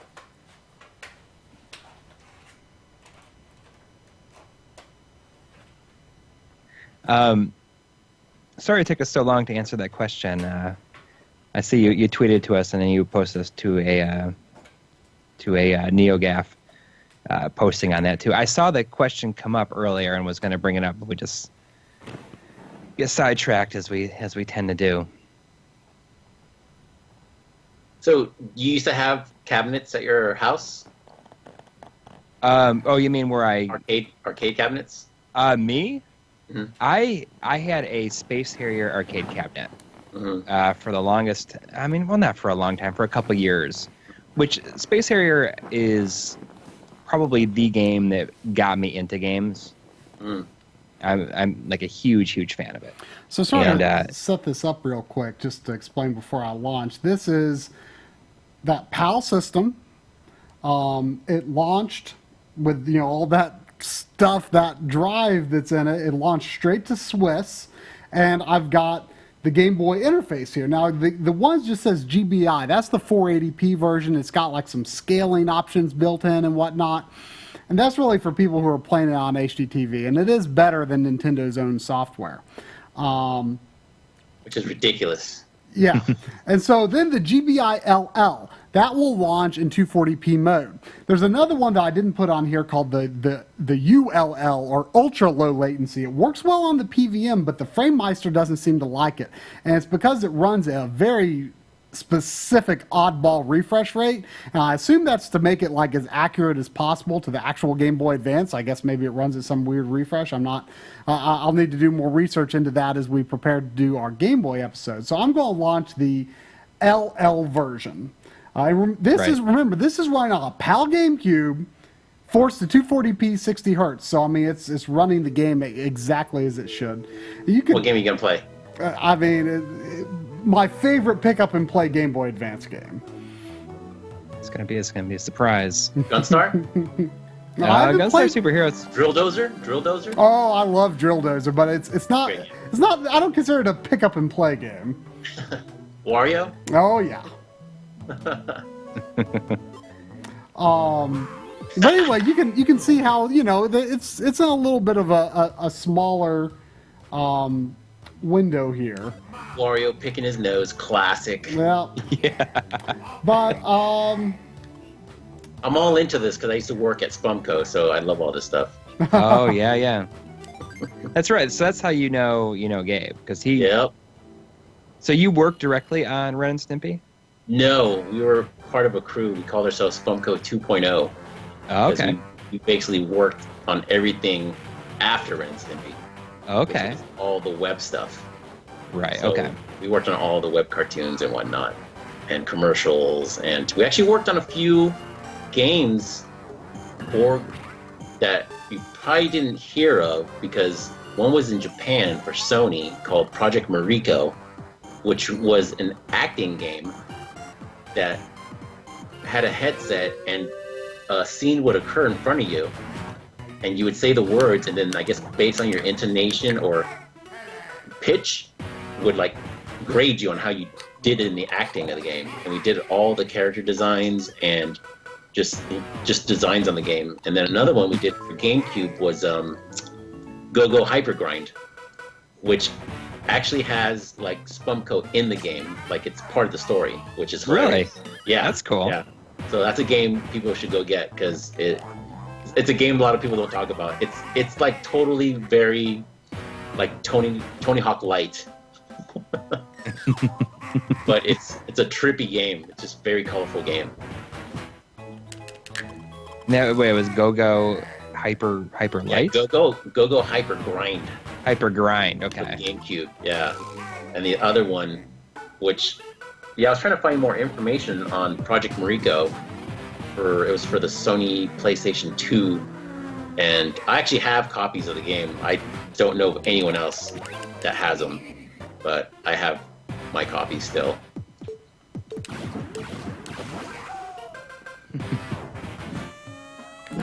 I never had.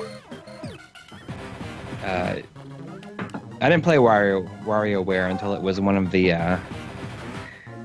I'm pretty sure it was one of the ambassador games for the 3DS. Yeah. They're fun. Oh yeah, I love the original WarioWare is my favorite, but the one I couldn't get into was the DIY game. I haven't played that. Yeah.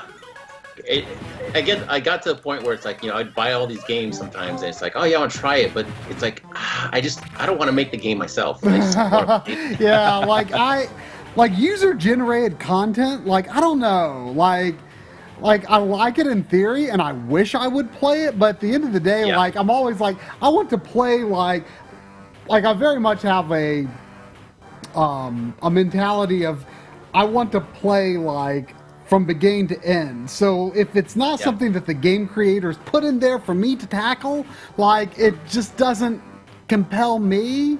Like, I'm not really a sandbox kind of gamer.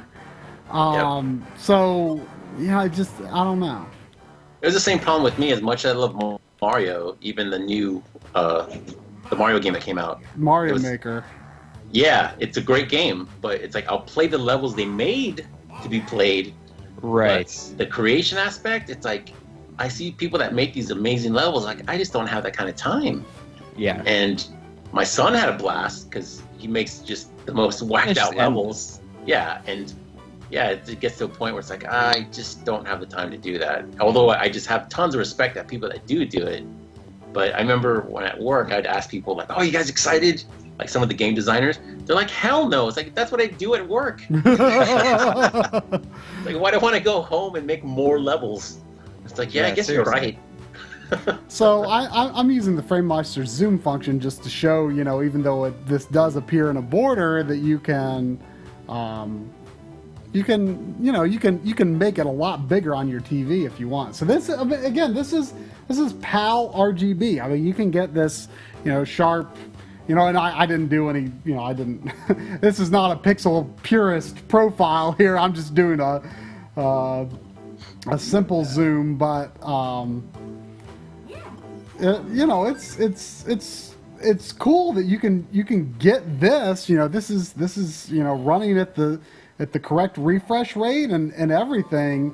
You can get this on a PAL GameCube. RGB, no mods. Like, if that's like your main thing that you want with the GameCube, Right, because that's what I'm thinking now. Like, I'm kind of thinking, I wonder how cheap it would be to get a PAL GameCube. I don't think they're expensive. I don't think they're that expensive. But it's hard to find, especially here in America. Yeah. When I got mine, I got it relatively cheap, but it had to come from Germany.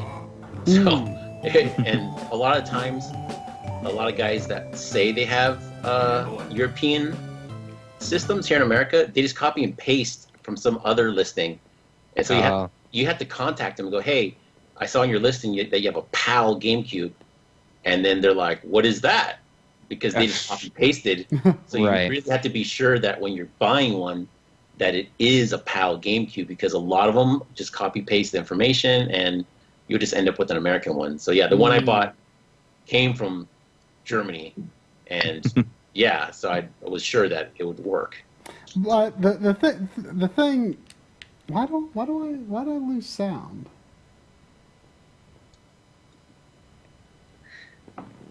Oh, I don't know. I mean, it's not probably final because software.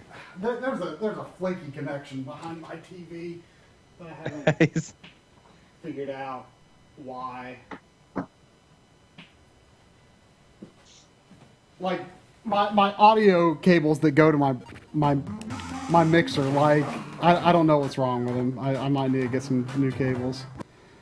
Do you actually care about your mess of wires behind your TV? Oh,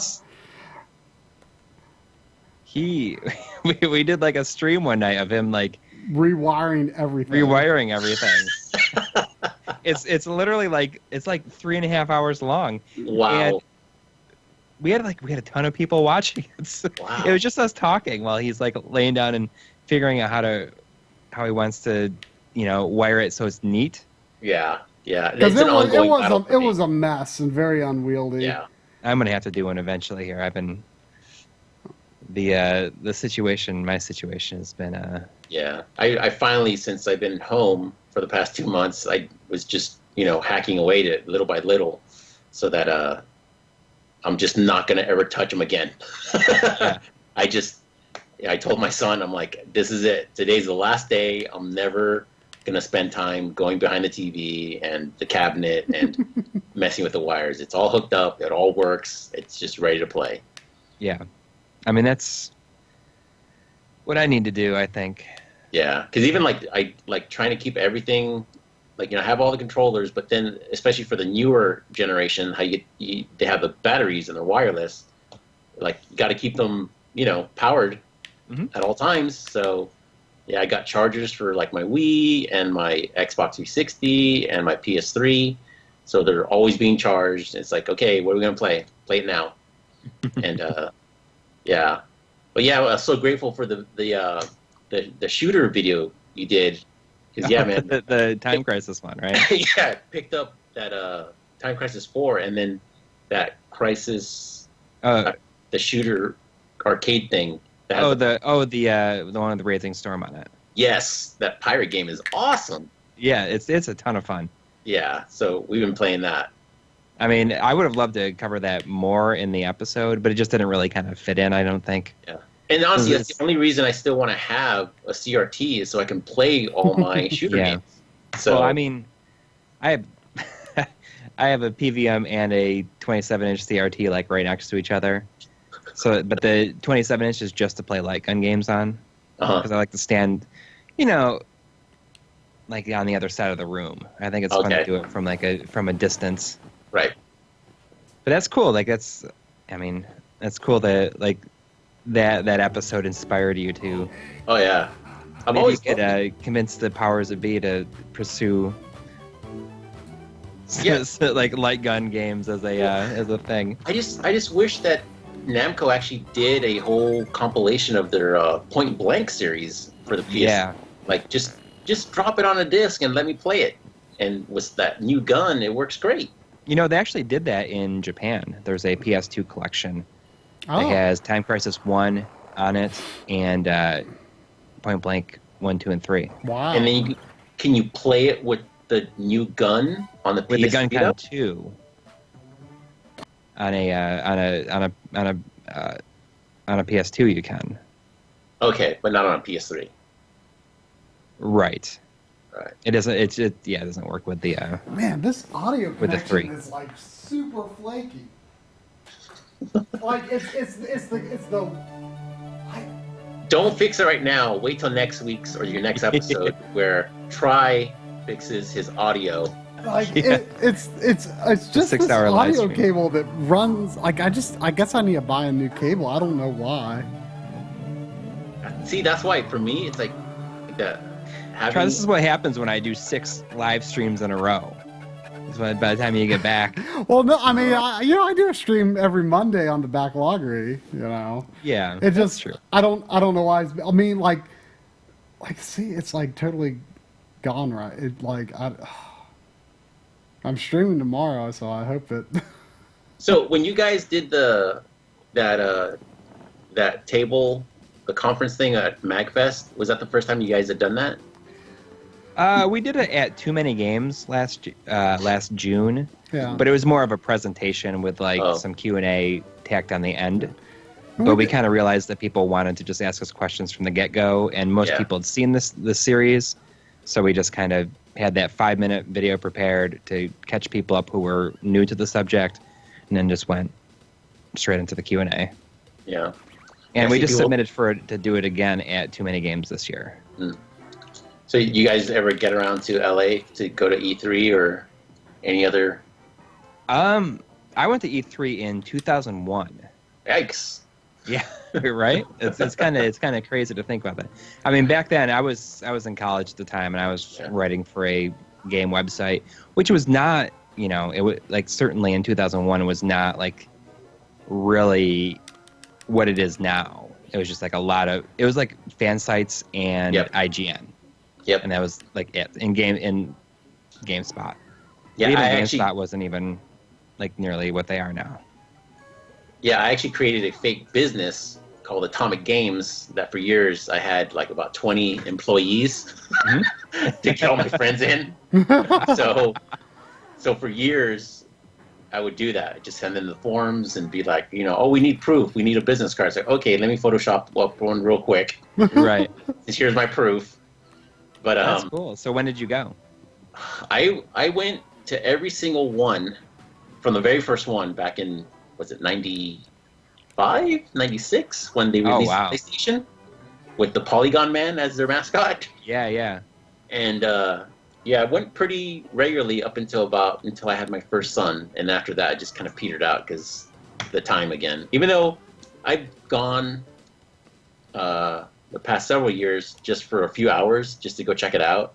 But it wasn't like back in the day when I was like a total fanboy where I went every single day for all day long and just geeked out. And me and my friend actually went to the Atlanta show when it was there for the 2 years, I think. We went to the first year, and it was so awful that I remember on the Saturday afternoon, the show was supposed to go on till Sunday, I think, and vendors started packing up that Saturday afternoon.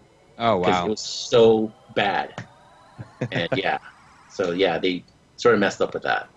But yeah, out here in LA, it's pretty awesome.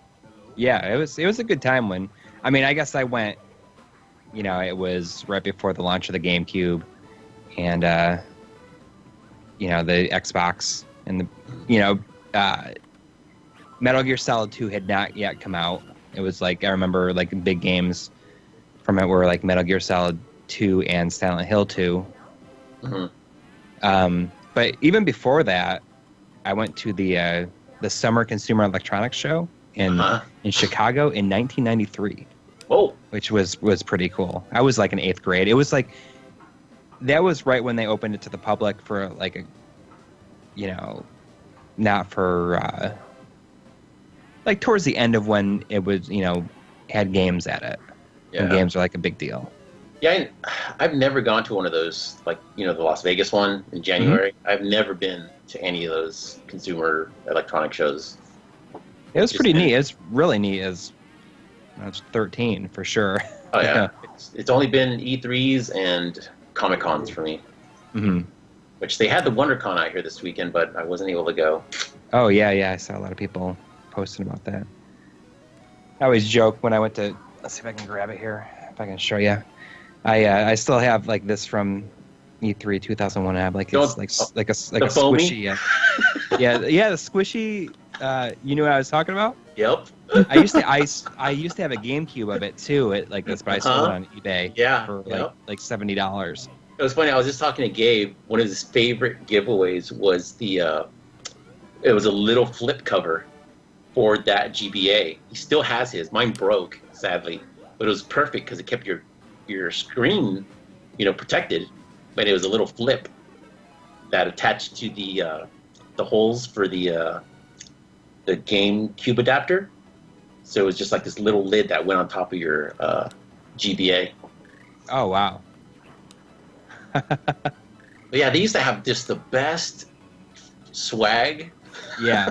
At E3, and yeah, I mean, they just had some of the best stuff, and now not really, unless you know people or you're part of the media, because they love to take care of the media. That's true. That's true. So that's what I should have done, is created a fake media company instead of a big game company. Well, at the time, like it was. The site that I wrote for had kind of a loose affiliation with Game Fan magazine. Mm-hmm. Like they were actually Game Fan. When I went, it was just the year that like Game Fan had just like recently gone under. Mm-hmm. I used to love that magazine. A lot of people. Oh, I love that magazine. We had a really good conversation a couple weeks ago. We had a guy on from another channel called Classic Gaming Quarterly. You should definitely check it out if you if you read like game magazines growing up, it's like he does these things called Let's Read, where he goes through like old game magazines and just kind of yeah. I don't know how I saw that. Did you feature that somewhere? I swear I may saw it have recently. shared it someplace, maybe like on our Twitter or something like that. But it is his show is so good. It's very much like ours, like it's very it's not really jokey or anything. It's just kind of like talking about Stuff. history of games and our experiences and everything with it. Yeah, our friend John Gibson, the guy that runs I'm 8-Bit, he got his start at GameFan.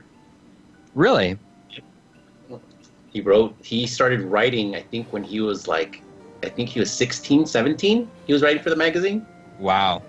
And then he came out, he was from Detroit, and then he came out to California to write for them. And he was still like a kid. And even when I met him, he hadn't even turned 21 yet. So yeah, his knowledge and love of games is incredible. And if you ever follow the I'm 8-Bit stuff, they just do amazing stuff. I know their name from something. Well, he's the one that created the whole video game art shows. It was his brainchild. Yes. And they came out with books called I'm 8-Bit, and they've done 2 art books, but a lot of the stuff they do is promotional stuff, and some of the best promotional stuff you'll see that's ever been done has been through his company. I don't know if you ever saw the Mega Man 9. It was like a media. It was for the press, and they made these fake Mega Man 9 boxes that looked like they were from... Yeah, that's one of their big ones. Wow. But they just done tons of stuff that, if it's awesome, it's them. Promotional stuff, they're just awesome at doing that kind of stuff. That's cool. That is really cool. It's cool and you've known him for a long time. Yeah, it's been quite a while now. It's amazing. But yeah, we've known him since he was just basically a kid. I saw somebody comment in the chat saying, wow, the image quality is really good. Is the GameCube connected directly to the TV? And it is. Well, I mean, no, it's going through upscaler and then connected to the TV. Well, what is meant by that question? I don't know. It's just a comment saying that while the image quality is really good, is the GameCube connected directly to the TV? Yeah, I mean, what I'm using right here is the PAL GameCube. Right, and you're playing it with SCART. Right. Just to let you know, it is apparently thunderstorming here. In case if anything happens, and if I lose power or something like that. Oh, I thought your health. Oh no! You're fearing for your life. If anything happens to me, just know where I am. It'll happen on stream. But if I disappear or something like that, then that's what happened. Now, will you guys hate me if I have to cut out? Oh no, not at all. No, not at all. I mean, it's we're almost it's dinner time in your part of the world. Yeah. Well, I mean, it's way past dinner time. Yeah, I actually got contacted. There was some stuff one of my friends wanted me to do some work for him. I was like, oh, I guess I should get on that. Okay. Yeah.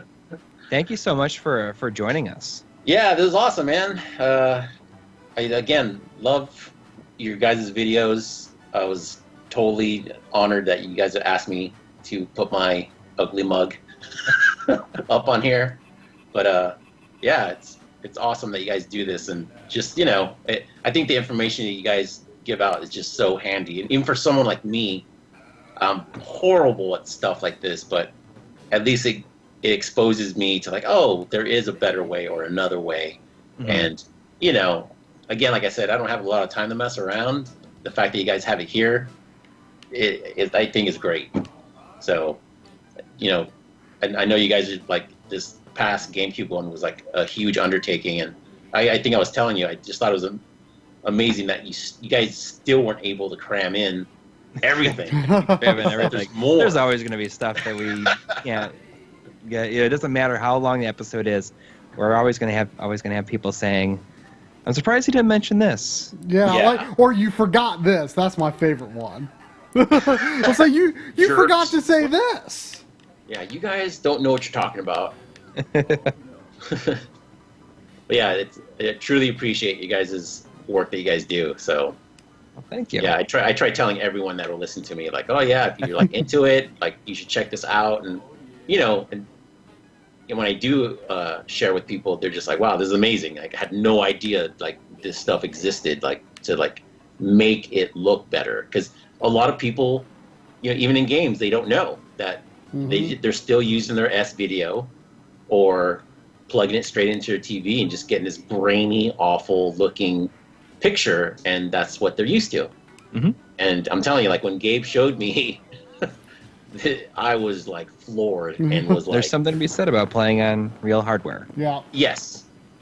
You know, Yeah, it's I guess it's again, like we talk about a lot. It's the memories, and it's you're using the original controller, the system's there, and it's just something to be said to be playing it like that. So yeah, it's awesome. And yeah, I think anyone that I am sure that a lot of people that watch your streams, they think the same.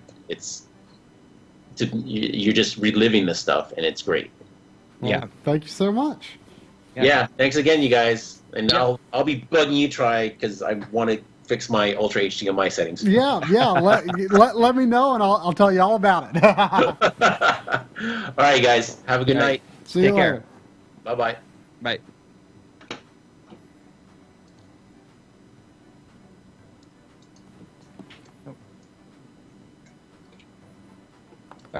Tony. Oh, there he goes. Oh, there. Okay, I lost your. I just had a blank image for a bit. Here, let me.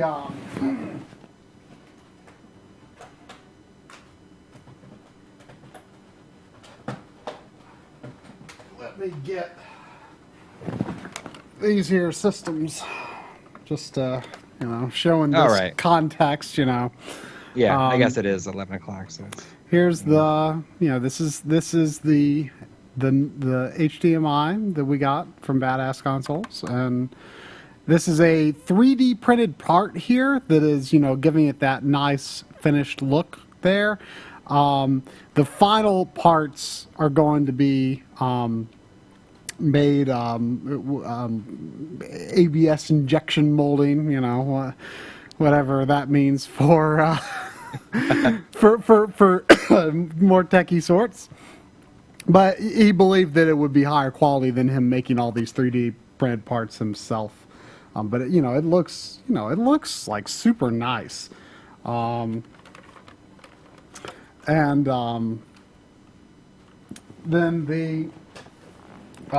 this is the GameCube with the this is again a 3D. The border here is a 3D print part. You probably can't see it super well, but it is in the shape of a Wii port, and you've got this connector, ultimately attached to the GC Video light board. Oh, okay. And he says here in the chat that the final version will be full-size HDMI. so we'll fill out that little space a little bit better. Yeah, okay. That makes sense. And this, I believe he also told me that this is going to be a little larger to ensure a better connection. A little larger. It's going to be a little more of a secure fit on that there. But yeah, I mean, it works, and I'm sure it will. The biggest thing I noticed with this one is that it is a little bit darker. I mean, you wouldn't know it if you weren't looking side by side, but it is a little darker than the official component cables, and I'm sure that's probably something you can fix with just because it is analog. I'm sure that's something you can fix with just few tweaks of how the signal is converted. So again, what we showed, not necessarily final versions, but at least in terms of the digital with the HDMI, you can count on that being I mean, that's not really going to change unless someone figures out a way to do it with like do an internal scale to 1080p, but again, it's not really all that necessary because of the way that your TV handles 480p. Right. It did make my capture situation a little different because I'm used to capturing 1080p or something upscaled to 1080p, and I wasn't really sure how to handle it in terms of HDMI. Like, should I do a raw capture at 480p?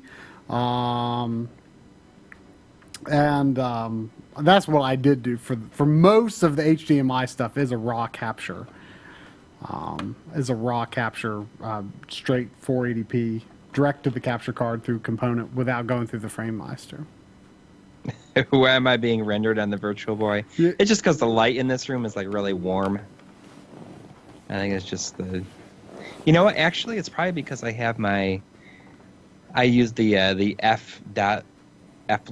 flux application on my PC. It warms up my screens. Oh, I can't stand that crap. I can't believe you use it. It's I use it when I am just like it's made a difference in how well I sleep. Really? Yeah, because blue light from computer screens like tends to like work your brain more.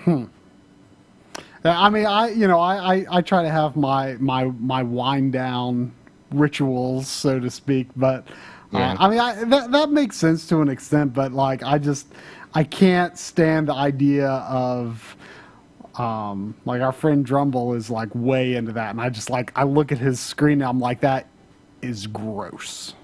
It disgusts me. Well, I mean, it just happens like in the evening. It's like when I know that I'm not going to be doing. Right, like, but anything. like I could not like stand to edit like that. I know some people swear by it, but I can't stand the idea that the colors are not what I intended them to be. I saw somebody asking if, like, actually somebody on Facebook just a little bit ago asked us what RGB 208 was going to be. And 208 is planned to be the Game Boy at this point. Yeah, it's. We have a couple of 300 levels planned before the next console specific. I'm hopeful that maybe Game Boy will happen. And like it's like we're borrowing. We showed you we showed you last week. We're borrowing the open source scan converter. Mm-hmm. And so we need to do a 300 level on FrameMeister alternatives. Right, and we have one. We have a viewer is lending us another scaler that is like DVD pretty well. Edge. And also we have our hands on a prototype of the HD My Boy. So like we've got all these things that we feel obligated to do as soon as possible because we're borrowing people's stuff. And so we feel like we got to get to this, but it's just like it's so hard to get to all this stuff. So we're going to kind of weigh what priority is, but like I'm going to do something real quick sometime this month on that whole Game Shark N64 anti-aliasing thing. It'll be like a 6-minute video. Just to clear up some of the misconceptions about that and show what it is really doing and show what happens when you do that and Ultra HDMI. The thing I'll emphasize about that is that Ultra HDMI and the Game Shark anti-aliasing thing, if you have heard of that, is not the same thing. It's not the same thing. They do two different functions, and that's what we want to show and explain in that video. It'll be a real short and easy video. We're not even, like, in terms of, like, production load, I'm not even counting it as a real RGB episode. But, I mean, it will be. But it is going to be 304.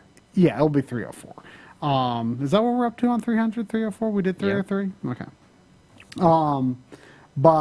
And then you're going to be working on a few things, but like geometry. Yeah, I guess I have a couple because of like my home situation right now. Like I'm trying to focus on like non-game episodes for a little bit because I don't have as much time to capture. So I have like a couple of like tips and tweaks in the works.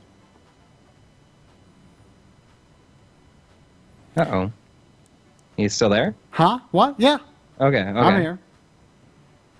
But yeah, I think like the next thing, like other than that N64 episode, which I'm borrowing a better Game Shark than the Game Shark that I have. My Game Shark, like, it doesn't work on anything newer than like GoldenEye. Yeah.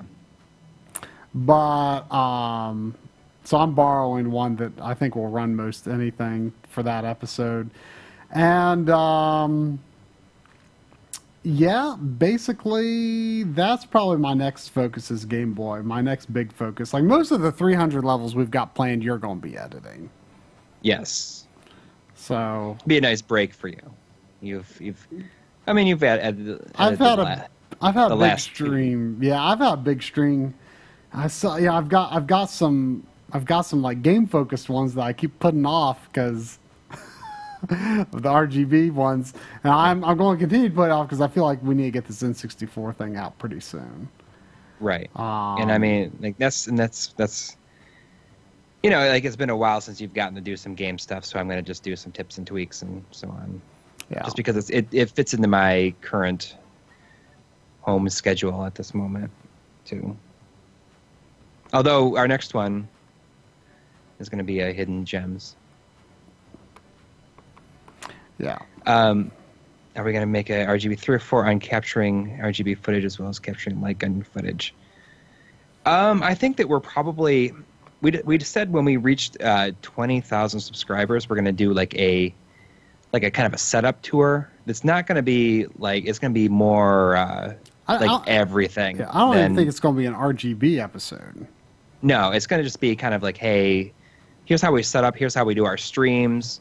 Here's how like we play or capture, you know, like light gun games. Here's our here's like the set that we shoot stuff on. Here's how we do everything. Sort of it's going to be kind of behind the scenes / setup / game room tour. Just a fun thing.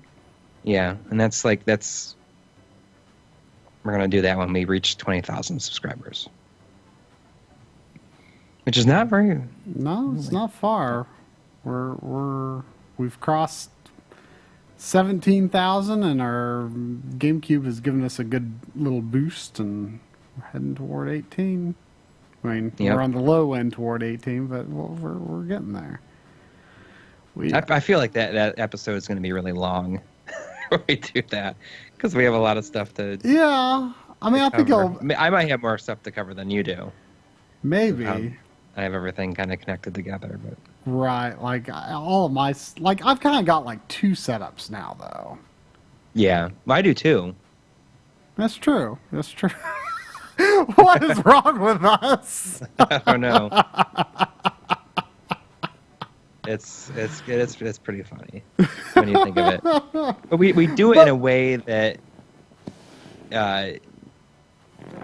you know, we do it because it makes things simpler for us to shoot. Right, stuff. and we so much of what we do with our game setup is really for the show. It's for streamlining how the show is produced and like what like basically like all my decisions about like what I do for, you know, where I put stuff in my house and how I organize things. It's like so a big part of the consideration is like how I want to do it for the show. Like that's like the main thing.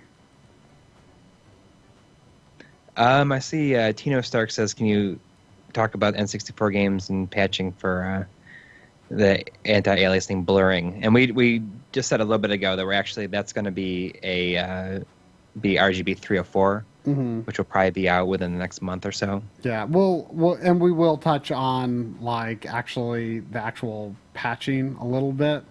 It's nothing that I've looked into too much, but we'll at least like point like to where the like my hope is I don't think anyone has yet like really made like a dedicated place for us to direct people to. Like here's where you can get the patches, here's where you can find a database of the codes, stuff like that. I really want that to actually become available, but hopefully we can find something to direct people to other than just like browse this huge forum thread and try to find the game you're looking for. Yeah, I see Adam Zay says I missed the behind the scenes video we did for Patreon subscribers. It's just that we haven't had as like interesting things to talk about recently. Yeah. It's you know, they're like so short and easy to do, and we need to just like do them. Yeah. I think that just like the last couple of weeks is just kind of like we kind of like messed up a bit. Like we just with the GameCube episode getting delayed, we were kind of just like, we didn't have things planned, and we didn't have things. What are we doing? Like we just like didn't really like. We're going to be getting onto a better schedule like next month. So, I mean, like starting with this past Friday, we're in a better schedule.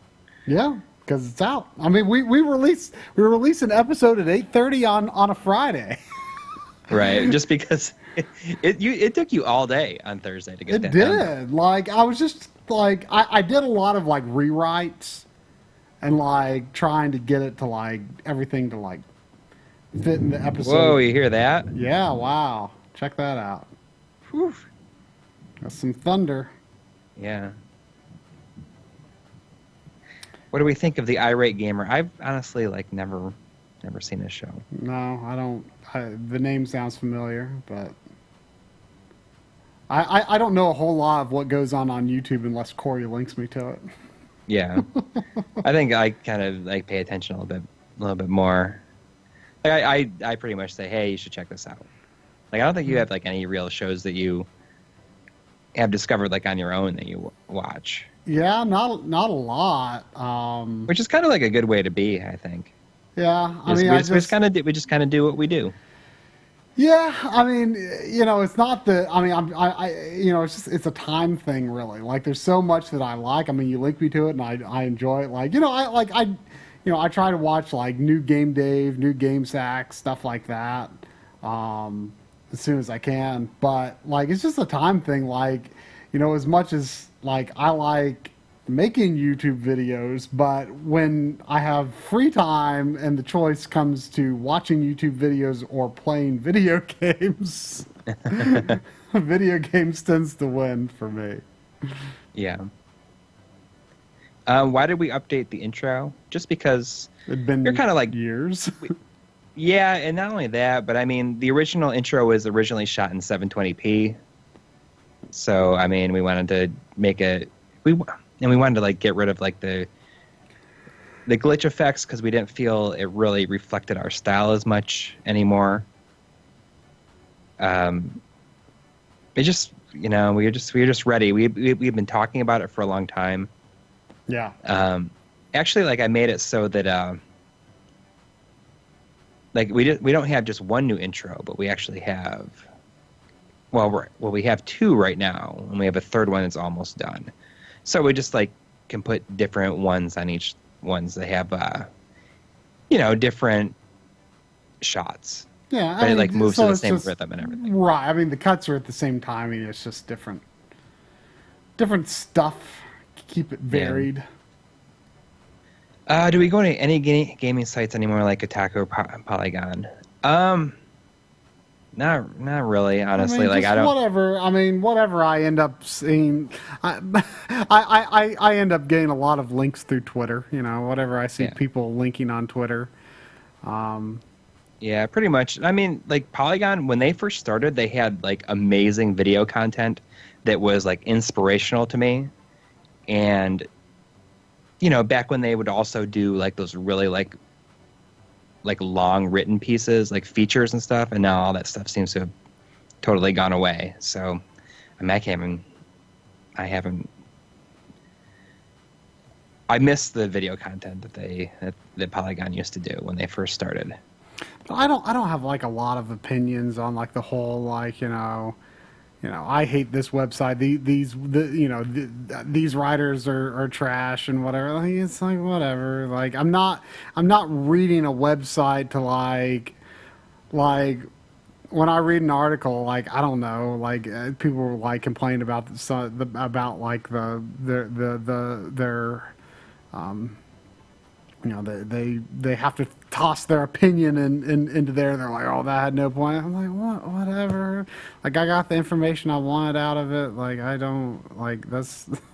I wasn't looking for what they wrote as their opinion, and I don't care what their opinion was. I just like I'm just looking for the information. It's like I think we talk like you and I talk about the fact that at this point we pretty much like know what we want. Right. Like I almost never read reviews because like I just like. Yes, I'd rather let word of mouth. Word of mouth is like the most important thing right now. Right. Like you've been egging me on to buy Trails of Cold Steel. I ordered it this afternoon. Right.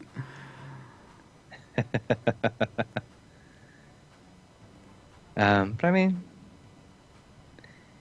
that's kind of what it is, Like if I see something pop up on Twitter that interests me, then I'll check it out. Yeah, but I don't have any sites that I don't really care like what side it came from. Like I'm not like ooh Kotaku, like what trash. Like it's like whatever, they have information. Like it's whatever. Yeah, and honestly, like, I don't get bent out of shape about it. Like Kotaku was very, very good to us when we first. I mean they started, like they featured a lot of our videos early on, like the how to beat stuff. It's a big site. Like I don't care if someone expressed some opinion on there. Like I don't care. Like they've got information and it's mostly fine. Yeah. So we're more like, about the information and not so much the. I'm not looking for their. I'm not looking for their input, and if they do give their input, I don't care that they gave their input. It's it doesn't matter to me.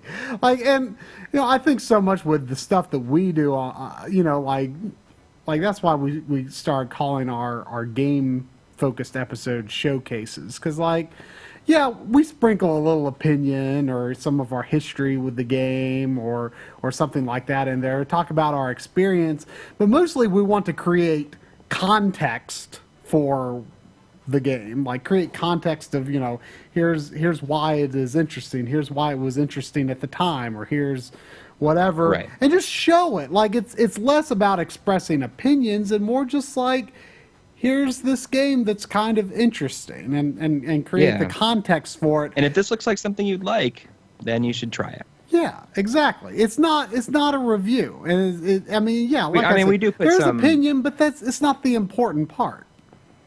Right. But if people are making reviews or giving opinions, it's like whatever. You do you. I'll read. I might read your stuff. I ain't gonna get fussy about it. All right. Does that about do it?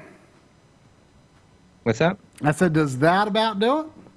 I think that's gonna about do it. I mean, did we decide if we're doing an episode this coming Friday or if we're holding it for the next Friday? I'm intending on getting it done. Okay. I mean, I have my script written. I'm going to shoot it tomorrow night. I mean, the good thing about the Hidden Gems thing is that I can pretty much just record my voiceover separately, and I just need to shoot like the intro and then like my little bumper. Well, I'm going to try my best to get you my stuff on Tuesday.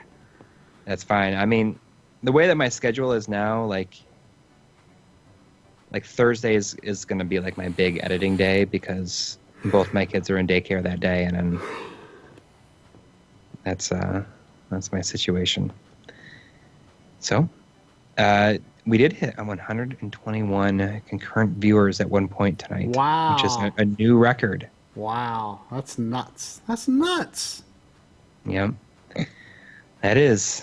People want to see that HDMI GameCube mod, I guess. Well, I guess I only showed it for about half the stream, unfortunately. But yeah, but I mean, I wanted to show I wanted to show the other things. I wanted to show the analog, and I wanted to show the PAL RGB. Interesting stuff. Yeah, exactly. And thanks for being patient on waiting for the GameCube episode. Yeah, it's actually it's like without like help from like bigger sites. Like it's been our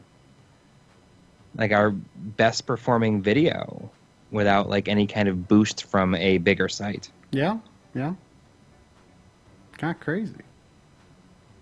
And we haven't had a lot of that lately, like aside from Nintendo Life. Like Nintendo Life's been posting a lot of our things. Right. Well, but- I mean, they were like key to making. Yeah. Like, they blew up that. N64. N64. Yeah. Yeah. But like, we haven't had like a Kotaku post or anything like that in a long time. Since 101. Yeah. Yeah. All right. Well, Well, thanks for watching, everybody, and we'll Good see you night. next weekend. Good night.